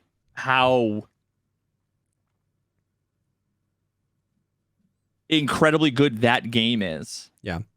And when you say incredibly good, one of the things, so I haven't played Starfield, so I can't, agree or disagree with your opinion. But one of the things that if you watch Patreon episode, plug Patreon, or even just talking about now is like, and I have a video coming out. All of that, and the video coming out. Most of the opinions I see online are always like in reference to something where it's like, Starfield versus Star Citizen or whatever. And like, you're not saying that Baldur's Gate is better because you want to fight dragons, but this game is offering me space. It goes back to like player agency, player choice, details of the world. Like those are the reasons. It's not like, well, yeah, because you wanted Starfield to be a different game. You wanted Starfield to just be the game it was, taking itself seriously. Yeah. Like it's not even all of those things. I didn't even get that far. Yeah. Into like the analysis because I'm trying to think of a way to explain it.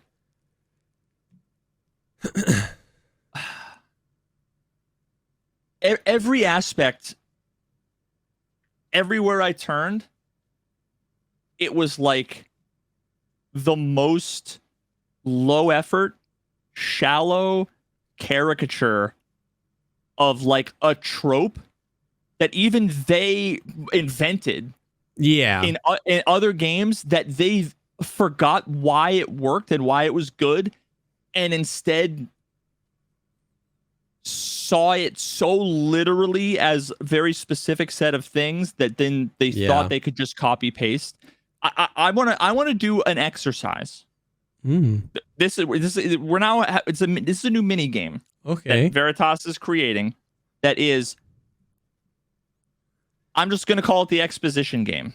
I'm going to read you lines of dialogue, and I want you to tell me something like a nugget that you can extract, something interesting. Is this like those games like Starfield quest dialogue or Taylor Swift lyric? Like which one is it? Yeah, it's going to be Starfield NPC dialogue or a poorly designed chatbot written by a 11-year-old idiot in 1997. Okay. So and not necessarily Starfield. Yeah. For starters, for contrast, let's just say you open your eyes and you're on a cart. Okay? Okay. You're just rolling through a cart. Interesting. Now imagine a character says, "Hey, you're finally awake. You were trying to cross the border, right? Walked right into that Imperial ambush, same as us. And that thief over there. Just that one line. Yeah. Have you learned anything about the world at all? Yeah. Anything? Yeah. I mean, we were trying to cross the Imperial line, checkpoint or whatever, which means that there is this empire that controls everything. I'm in some way in opposition to it by trying to cross and getting caught. I've got some comrades with me who are trying to do the same thing. That guy's a douchebag. He's a thief. We don't know why. Damn you, Stormcloaks. Skyrim was fine until you came along. The Empire was nice and lazy. If they hadn't been looking for you, I could have stolen that horse and been halfway to Hammerfell. You and me, we shouldn't be here. It's these Stormcloaks the Empire wants. Did you learn anything? Yeah, man. And what's wrong with him? Watch your tongue. You're speaking to Ulfric Stormcloak, the true High King. Ulfric, you're the leader of the rebellion. But if they captured you, oh gods, where are they taking us? Hey, what village are you from, horse thief? Why do you care? A Nord's last thoughts should be of home. Does that tell you anything at all about what's going on? Mm-hmm. Okay. Now I'm going to read to you the opening. Now that's the first 45 seconds of Skyrim, which is regarded as a slow and boring, largely exposition heavy intro. It's not an amazing intro. Yeah. It's like iconic and it's memorable and we like love it because of the nostalgia. Yeah, for sure. But it's like not great, incredible writing. Other than a Nord's last thought should be of home. I love that line. That's a good line. Now imagine you're on an elevator. Okay. And there's two people that are wearing space suit looking things standing in front of you. There's like an older Asian woman in front of you, and kind of douchey looking, sarcastic, irreverent, younger guy over on the side. Okay. Seals are good. Oxygen's good. Just do what you did last time, and you're fine. Just follow my one simple rule. Okay. Hey, Heller, what's my one simple rule? Listen to Lynn. Boss lady knows best. Okay. Have you gotten anything? The seals are good. Boss lady knows best. Now the question I want you to ask yourself, because you can get like 5 or 6 little tidbits from each of these lines, but ask yourself if it's relevant to the story, to the characters, to the motivations, to anything, to the mystery, the plot, the lore. I'll continue. Exactly. Listen to me. Mining's just like any other job. Go steady, go safe, and go home with a pocket full of credits at the end of the day. Hell yeah.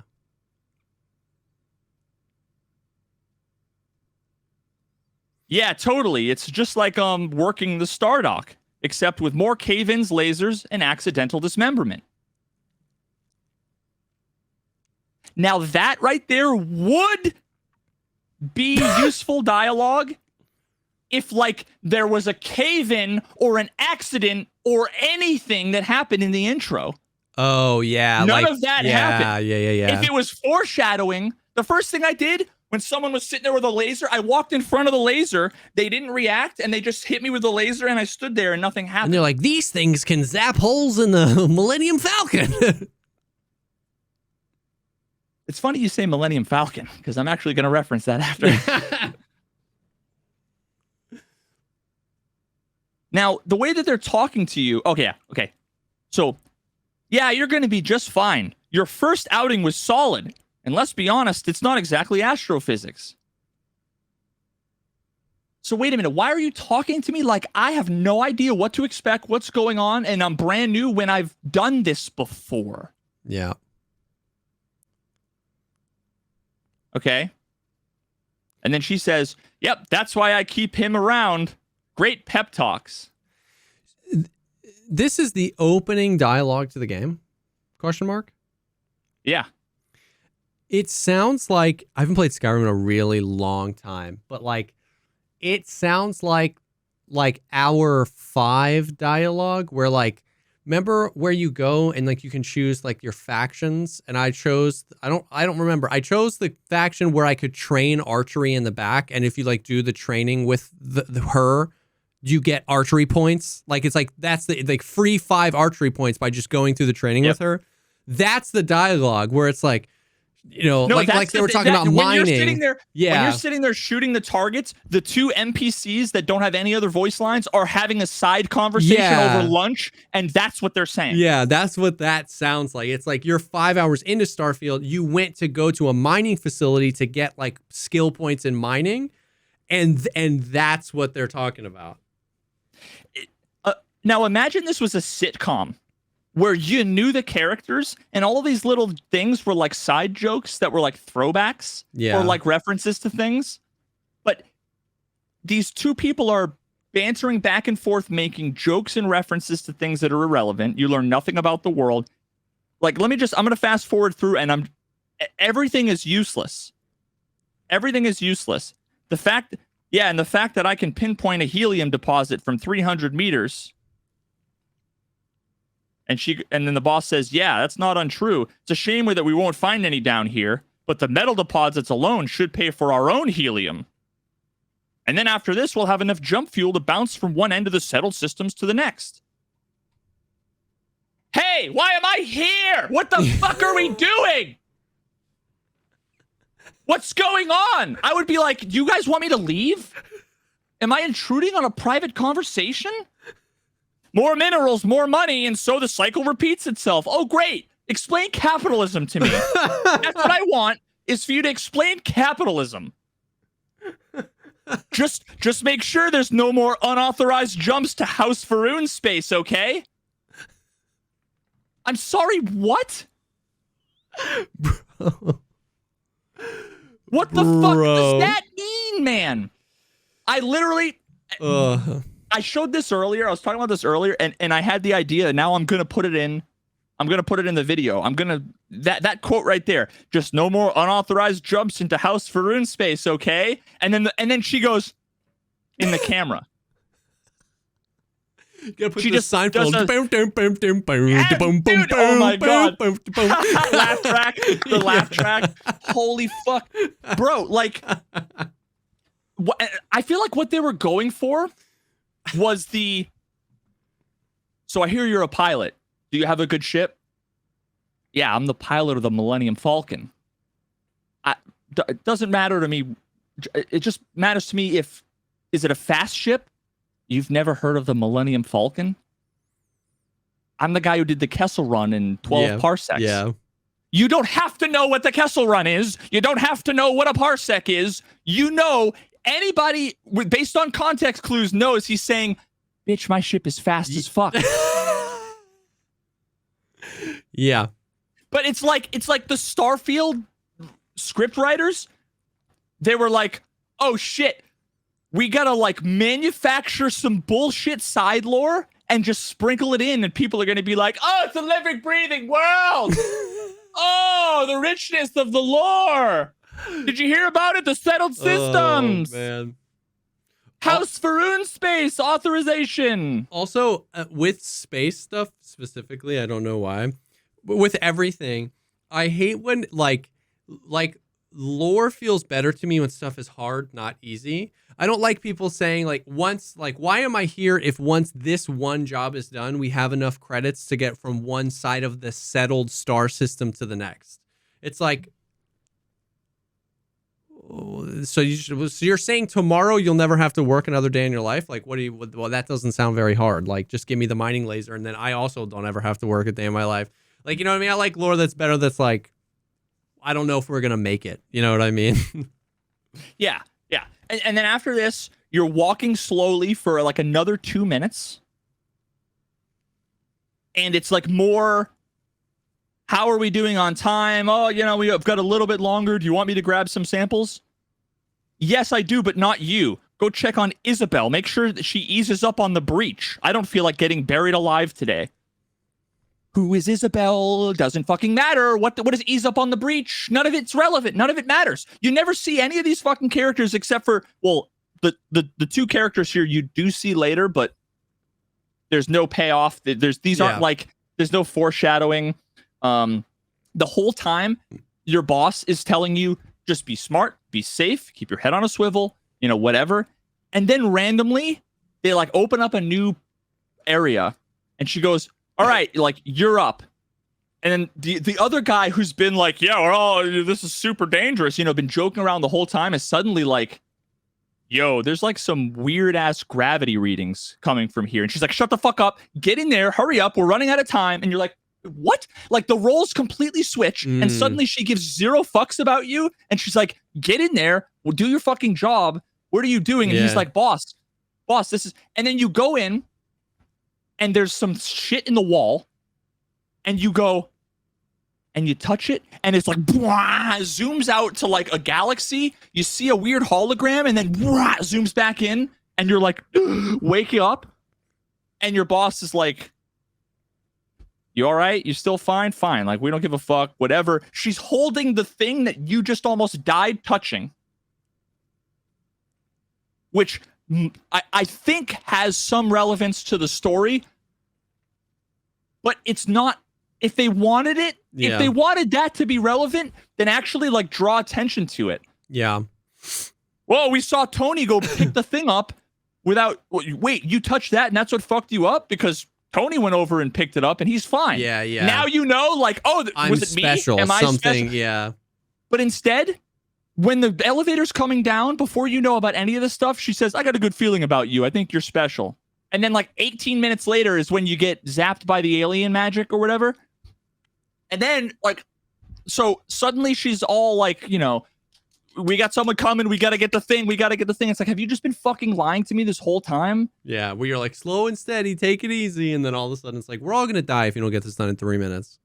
No, not even we're all going to die. It was like the whole corporate, like, I need to make $1 million. We get a client, get in there and fucking whatever. Like, I'm totally going to disregard any of the safety concerns, blah, blah, blah.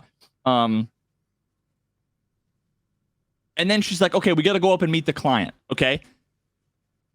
Now, you know how Skyrim has the moment where you come out of the cave after the intro and they're fucking dragon overhead and you're like looking out at the, incredible scene that was like an incredible scene for 2004 or whatever the fuck the game came out, right? It was just like, holy shit, this is beautiful. It looks amazing. And your homeboy that you escaped with is like, yo, let's split up, meet me in fucking Whiterun or whatever. You're on your own and you're just like, holy shit, like I'm starting this life, starting a brand new life over again after I just literally had my head on the chopping block. The axe was coming down. All this shit happened. And it's like, now what am I going to do? Right. Maybe I want to get involved in the war, whatever. That is like an epic moment.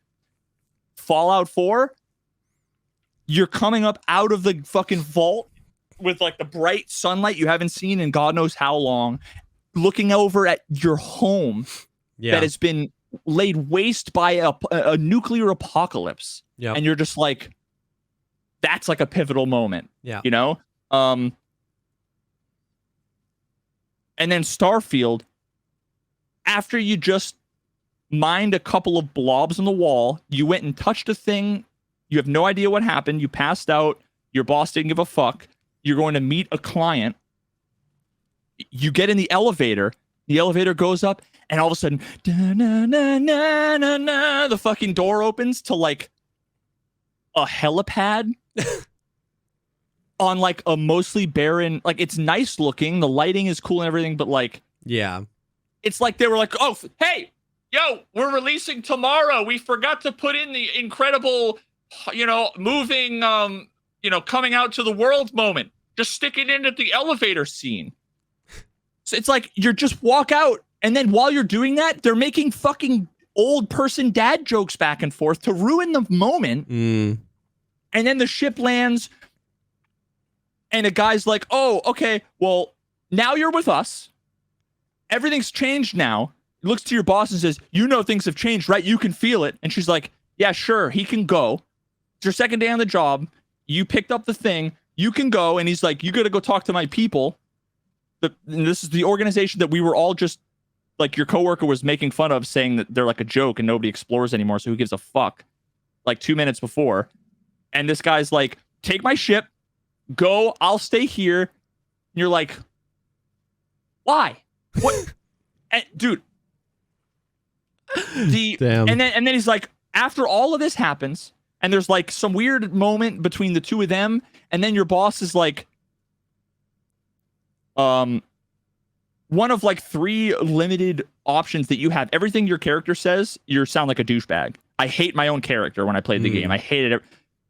The last thing you say is, "Thanks for everything." It's my second day on the job, and my boss cares nothing. She almost just got me killed. And it's like you're having, "Hey, did you have the heartfelt goodbye from the motherly figure? No? Okay, throw that in at the end before they get into says, "You're welcome." Looks back at the camera. No, what she says is, "Hurry up and leave before I say something I regret." Like, "I don't remember your name." Like, "I've been envisioning like chopping your body into pieces and eating your flesh raw." Like, what do you mean? Before, it's like this is what I mean. It's like a caricature. Yeah. It's like they just were like, and then the guy who's, must be important, right? He's like, "Do you have any questions?" And I want to pull up the list of dialogue options because it actually makes me want to vomit. Hold, please. Blah, blah, blah, blah, blah. Ugh. Where are the dialogue options? And this is the first 12 minutes of the game. Now, 12 minutes is a long fucking time when you have done almost nothing. Except listen to pointless dialogue. Yeah. Oh, come on.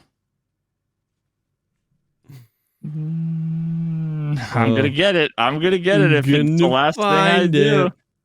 If it's the last thing I do.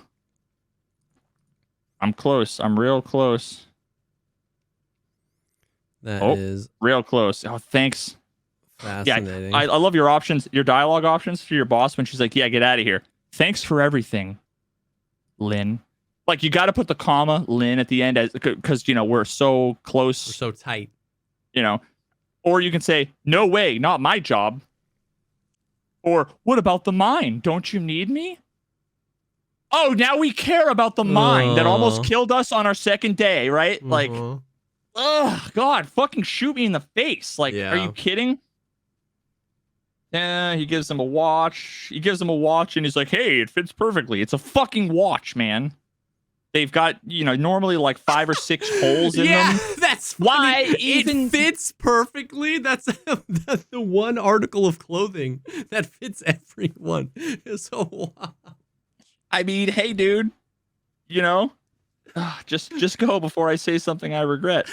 I'm gonna find these fucking dialogue options. I wasn't going to bring it up, but we don't know exactly what the artifact might have done to your head. And Constellation is really the only group qualified to help. Cool, man. So, like, is the motivation, I guess, is supposed to be you touched a thing, you had a 4-second cutscene, and now we're concerned that you might have, like, brain cancer or something. I don't. And these guys just already know, and we're flying into. No, not even that. It wasn't even, that might be interesting, that like maybe they have telepathic fucking alien communication power. No, it was, I think that the reason why they were mining there in the first place was to find the thing, and he was on his way to come pick it up because they suspected it was there. Now, granted, if you had like universe altering, most important thing ever, you'd have the second day on the job douchebag go and you know, whatever. Bro,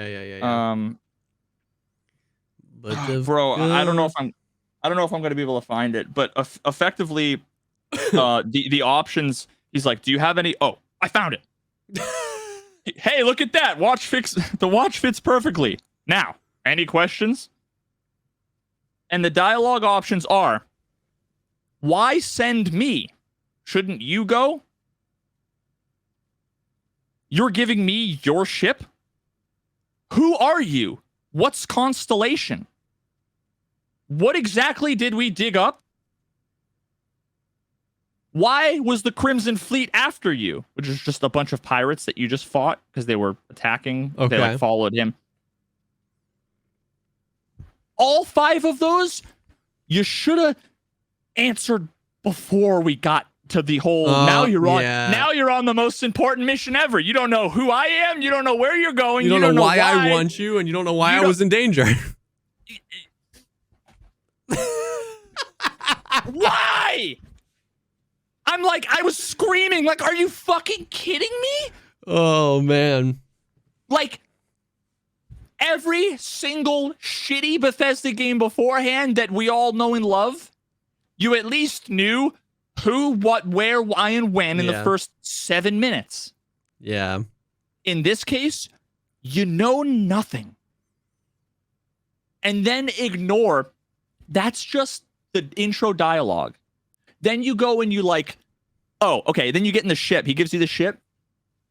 And then they're like, the robot's like, I presume you know how to fly it, right? And it's press E to take off. And then there's a, you fly off into space. And then fades to black, fades back in. And you're like a million miles away from the planet you just took off from, facing the planet you just took off from. That right there, imagine if you were like, that's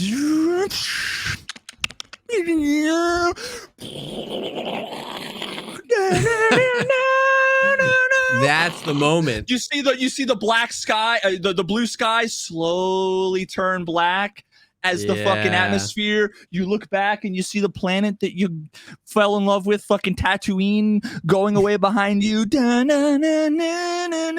Instead, it's just a little quick cutscene, you know, fade. And it's like, well, because they need a mini cutscene and a fade to black loading screen because you don't actually fly the ships on planets at all. Yeah. That would have been the perfect moment for the epic moment. Yeah.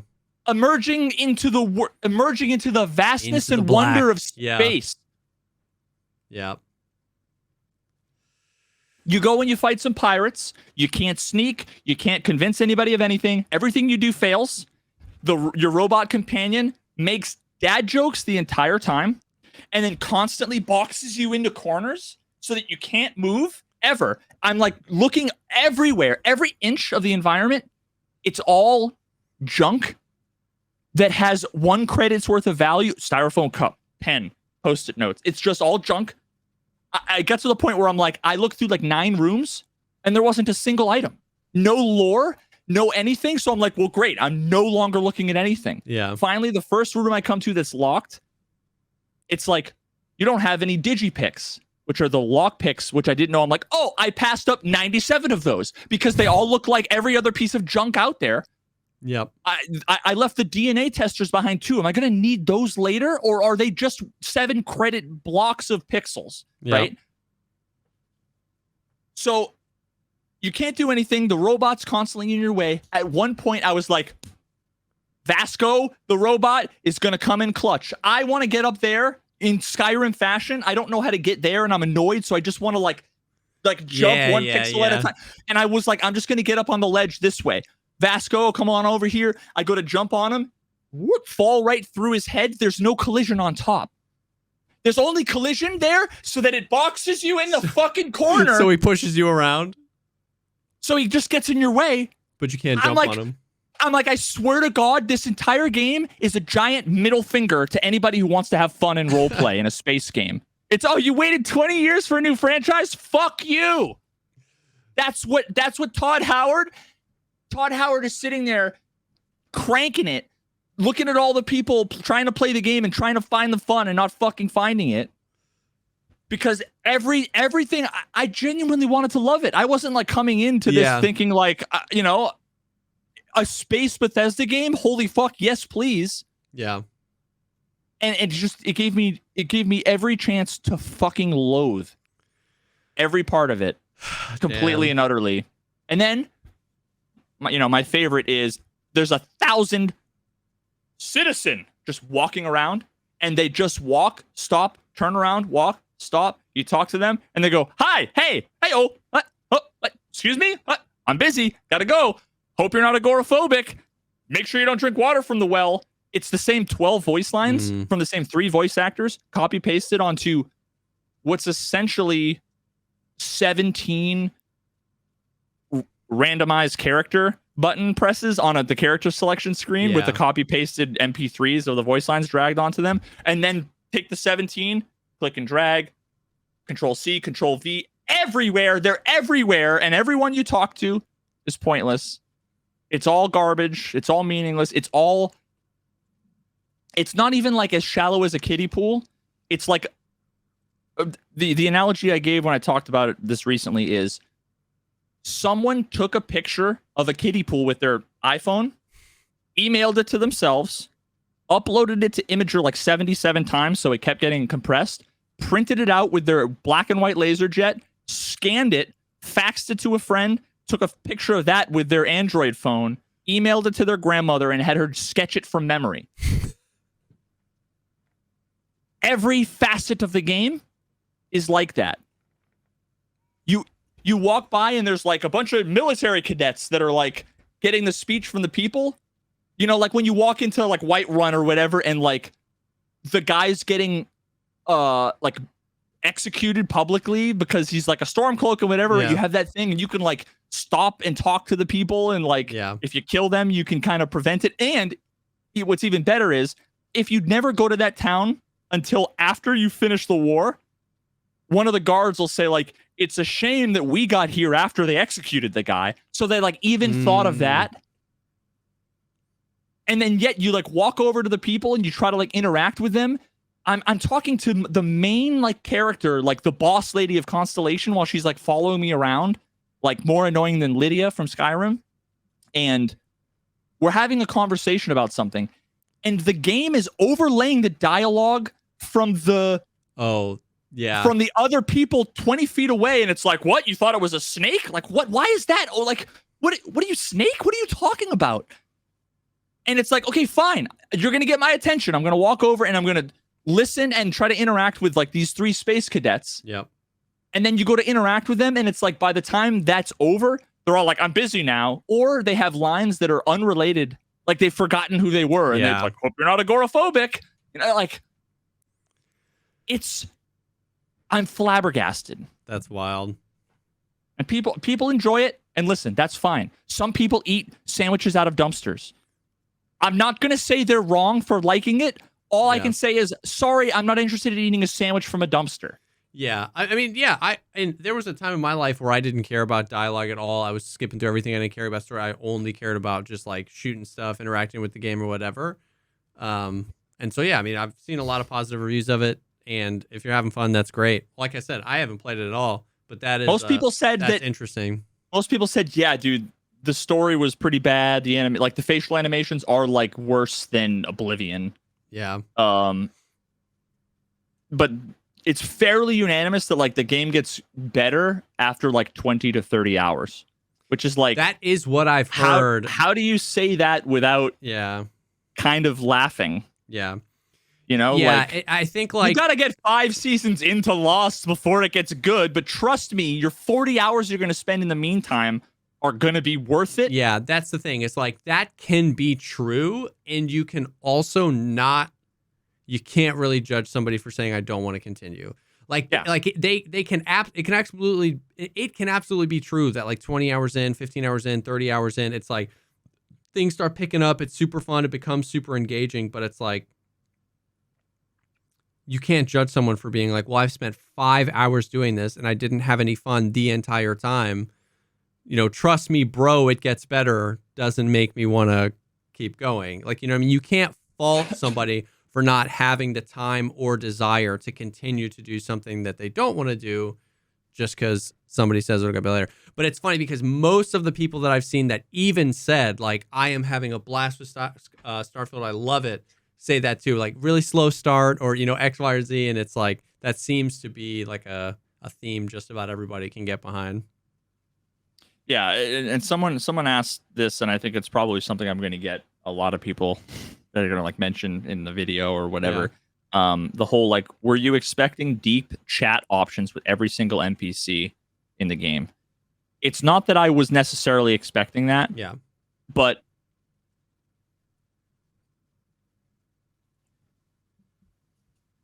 let me compare it to Baldur's Gate. Yeah. There's an area that has like 300 tombstones.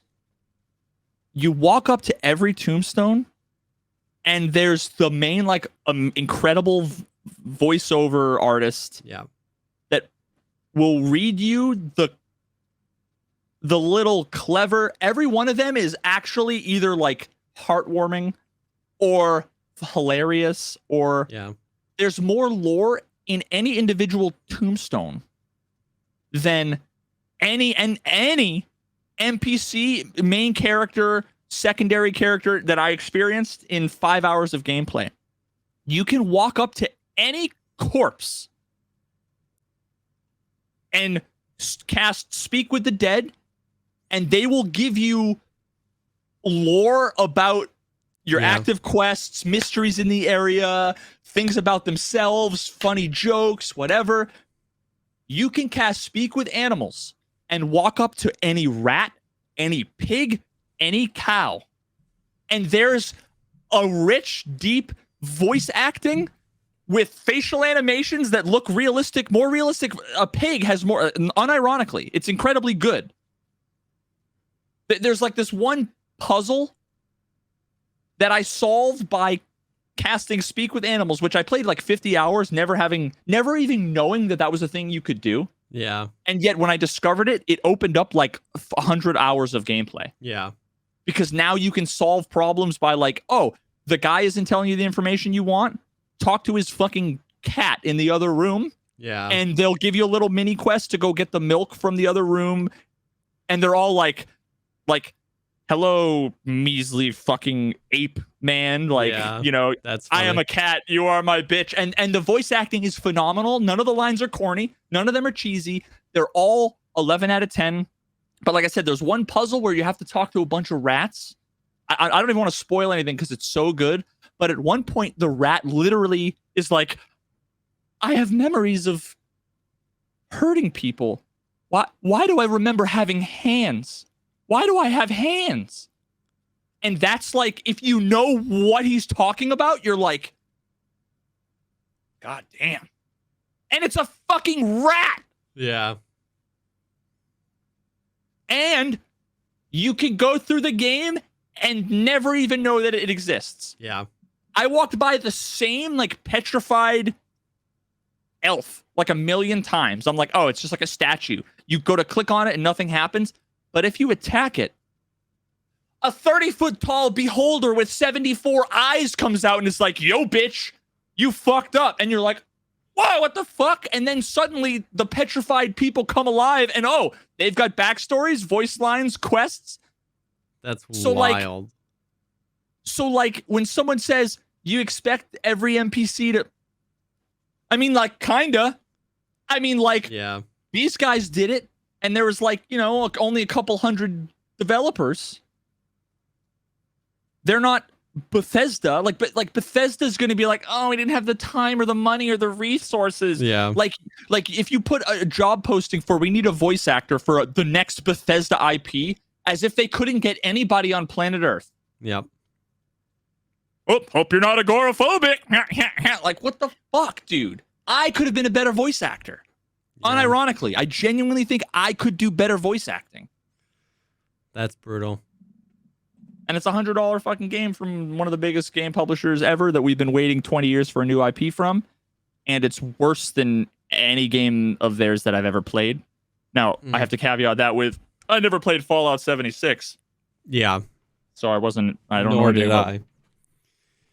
I just hate it. I hate it.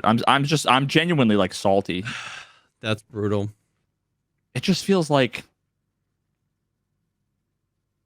I feel like if you had somebody that was like a really close friend and you asked them to like do you a solid to like take care of a project or something for you, and you were like trusting them to put their heart and soul into it, and they just phoned it in, you start to wonder like, wow, you don't value our friendship. Like like, because I would put 100% effort into something for me. If a friend came to me and was like, I really need you on this, I would give 350%. Yeah. And Bethesda was just like last minute, pulled up like Wikipedia, copy pasted a few things, went on Fiverr, hired some amateur voice actors. There's just no excuse. It's wild because like this, like this would have been a great moment for them to like move to a new engine too, because they're like using the same engine I think Fallout 4 was made on, and just like really try to put like, you know, basically start the next chapter of Bethesda. You know what I mean? You know, they tease they're working on Elder Scrolls 6 and like move to like a new thing with this new IP and this new refreshed vision for gaming and stuff like that. So it's and well, the alternative is sad to hear that. The alternative is keep the engine.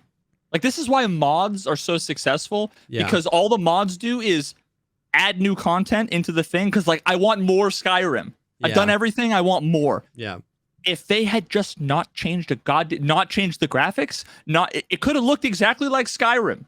You could have been flying around fucking horse carts in space.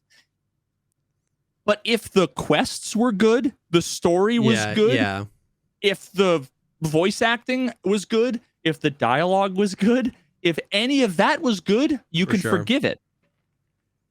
Yeah. At least when you get into Act 3, after I've been playing Baldur's Gate for like 180 hours and I just got to Act 3, which is like the second half of the story. And now suddenly, this is the first time I've come across NPCs that don't have their own individual acted voice lines. Every one. Even if it was one-liner, it was like, that's a teenage kid struggling with making friends at this fucking dojo, whatever. He would have a compelling voice-acted voice line that was like, damn. And it was just a random dude in the corner where, in this game, he'd say, hope you're not agoraphobic. Hi. Sorry, I don't have time. On my way to a meeting. You know, at least when you get to Act 3 and there's a million NPCs, and they probably like ran out of the resources to do 1,000 more voice lines and voice acted stuff. At least when you go to walk up to them, to talk to them, you can't talk to them and they just fucking ignore you. Because if you're a strange dude walking up to people, starting conversations, most people are going to look at you and go, and they're going to ignore you anyway. That's less immersive than pretending like they're like real. And to that point as well, Baldur's Gate did well to front load it, right? Like Act 1, Act 2, that's where everyone you meet. Like, that's the moment in Starfield that when you land with Constellation and you walk into the thing, if there's any moment into the game to make everybody you walk up to have something, even if it was literally only that one moment, because most gamers do that in the beginning, talk to everybody, and then really never do it again. Because they get bored with it. Yeah, so it's like, that's the moment you give every single person on that walk a compelling backstory and you voice act that, and then you basically don't have to do nearly that much work. And it feels, because it just lowers you into the world with like a real steady descent into it where you can learn and learn and learn and learn, and then it flips and you want to explore. Don't talk to me. That's the moment. You don't even have to do it for every NPC ever. But when you're setting up dude, the depth, and on the flip side, Baldur's Gate it's another one of those games that out of nowhere has to be in my top 5 games of all time. I'm already looking forward to starting a new game and playing a totally different character every time. Bro, I'm telling you, if you take your mouse and you do this, you're going to be looking in a random direction. I say walk in that direction, and the first thing you interact with is going to be like way richer and deeper. Yeah. It's going to be a hidden wall or an NPC with a side quest or whatever, and it's not, at the same time, it's also not overwhelming. It's none of it is cheap or shallow, or anything, and the amount of thought they put into all of these things, and it's not like there's 9 billion game mechanics. You talk to people and you kill things, tell you to and do stuff, and yet it's the most incredible. Like, I don't want them to change anything. I want them to make 100 more games built in the same exact engine with the same exact like 5th edition Dungeons and Dragons mechanics. You can go and like convince a kid who tries to pickpocket you. If you have enough persuasion or enough like pickpocketing skills, you can be like, yo, actually, you're pretty good. I can take you under my wing and I can help you out. Have a couple different relationship conversations with a couple different people, and they'll say, yo, the fucking druids over there, like, I think I can steal their like god statue that they have in the middle of their thing that all the people are like praying to. And you can be like, fucking go for it. And then later on, talk to them, the little kid with like the fucking eye patch, and they can be like, yo, I did it.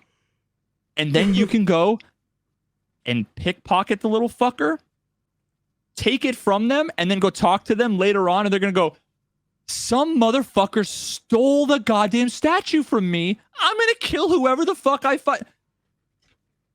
Someone thought of that, wrote down the dialogue, implemented it, the logic, the order of operations and the mechanics in the game, paid a voice actor to... Damn. And every NPC you talk to is a complete and utter fucking joke from the first line of dialogue in the game I paid $100 for from one of the biggest developers in the world. Oh, that's rough.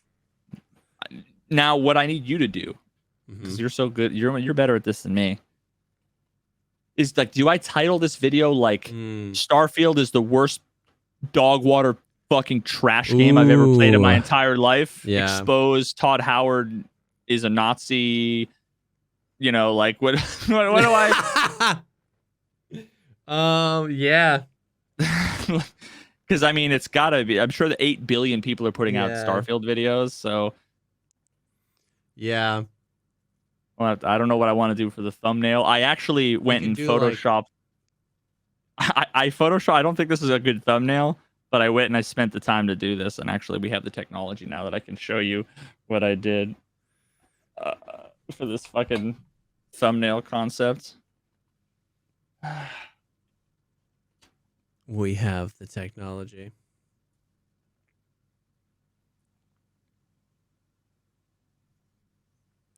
Oh, that's great thumbnail. You know how long it took me to like find a word with like an odd number of letters? Yeah. That was like, yo, that's a good thumbnail. You think, dude? I do. Okay. That's but the like, thumbnail. But like on mobile. That's the thumbnail. And the title is Starfield is terrible, even if you're having fun.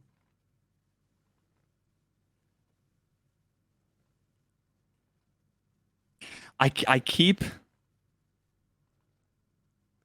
That's... I think that's a good thumbnail.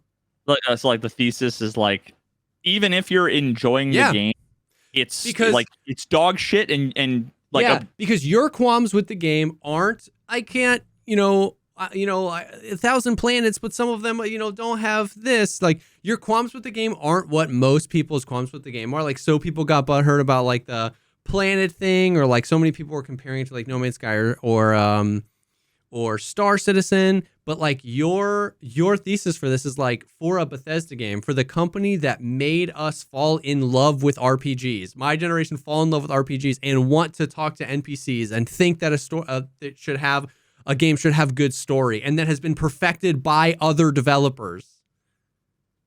So even if you're having fun, and so the reason I think that title works is because I think it's true. Like, I think you believe that it's true, and then also it makes everybody want to click on it, right? Because if you see Starfield is terrible and you agree with it, you want to click on it. And if you see Starfield is terrible, even if you're having fun, and because you disagree because you think I am having fun, you're gonna want to click on it.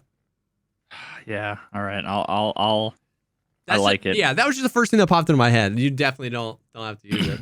I keep or maybe wanting to swap come out to terrible. Starfield is bad. Starfield is a bad game. Yeah, Starfield. Yeah, it's a bad game. Yeah, even if you're having fun or something like that. Starfield sucks even if you're having fun. Starfield is a bad game even if you're having fun. Actually, it might be better. Oh, wait. I know it's hard to see because it's black here, but like, yeah, this would be the title. Starfield is a bad game, and then in parentheses. Yeah, even if you're having fun. Even if you're having fun. Yeah. Like you're having. I guess the point is you're having fun in spite of the game doing everything it possibly can to fucking sabotage that. Yeah. But I keep wanting to go back to, and although I'm pretty sure it's like I'm pretty sure it's a, like, maybe it's what H Bomber Guy has a series that has like this pattern, but I keep wanting to say Starfield is a bad game, and here's why. Yeah. Isn't the whole comma and here's why? Yeah, Isn't that? I think okay. It is H Bomber Guy. God, that's so good. It's such a good. And here's why. Yeah. I'm so tempted to like follow that pattern because I have like the like you don't know X with like the Diablo thing, and I'm like, I really wanted to. I think even. Do you think that my biggest problem though is that, like, don't you think on mobile is it that like iconic of a thumbnail? I mean, sorry, of a like a logo yet that like people would recognize this branding as being about Starfield? I think so. Do I need to put like PewDiePie, like, yes, hog face, Mr. like, Beast in the bottom right corner? Head, hands on head. I think it wouldn't be a bad idea to have another thumbnail locked in the chamber, but I think it's clean.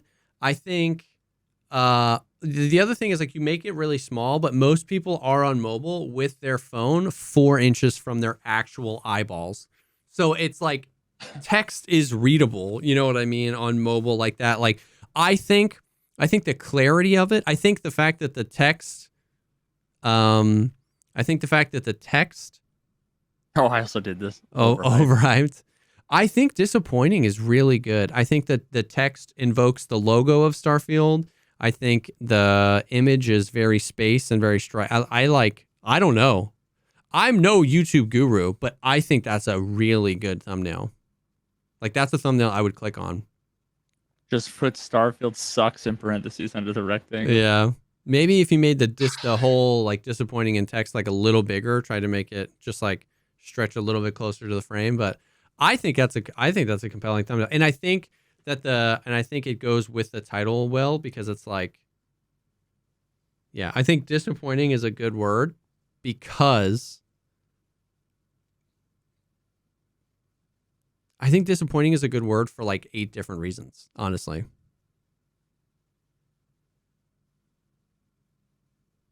Yeah. Center that B up. Dude.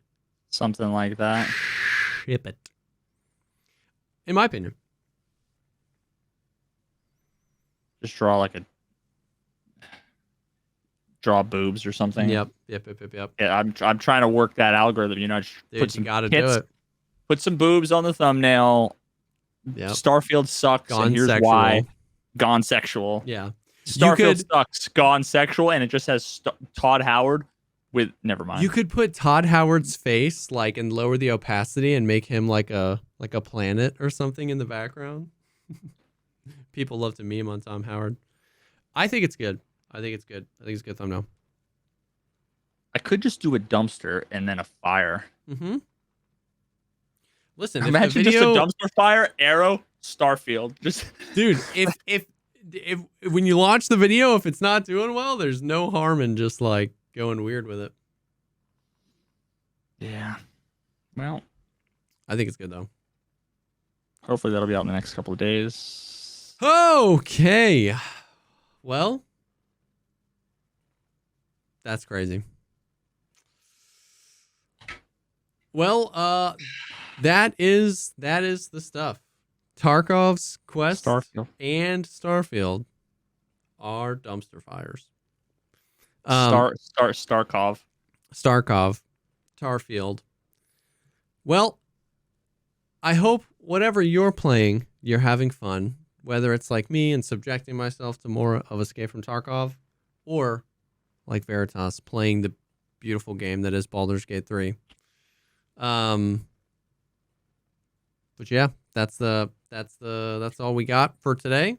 Once again, little shameless plug. If you want 45 more minutes of Starfield Baldur's. No, another shameless plug for the Patreon.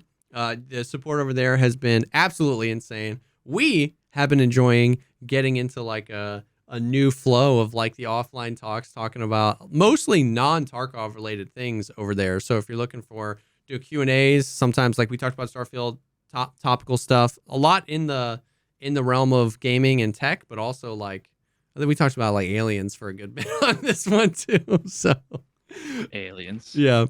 So yeah, patreon.com/thepogcastpod.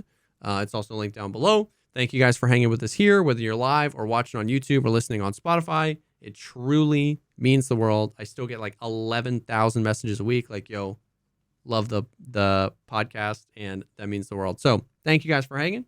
Thanks for being a part, and we will definitely see y'all in the next one. Peace.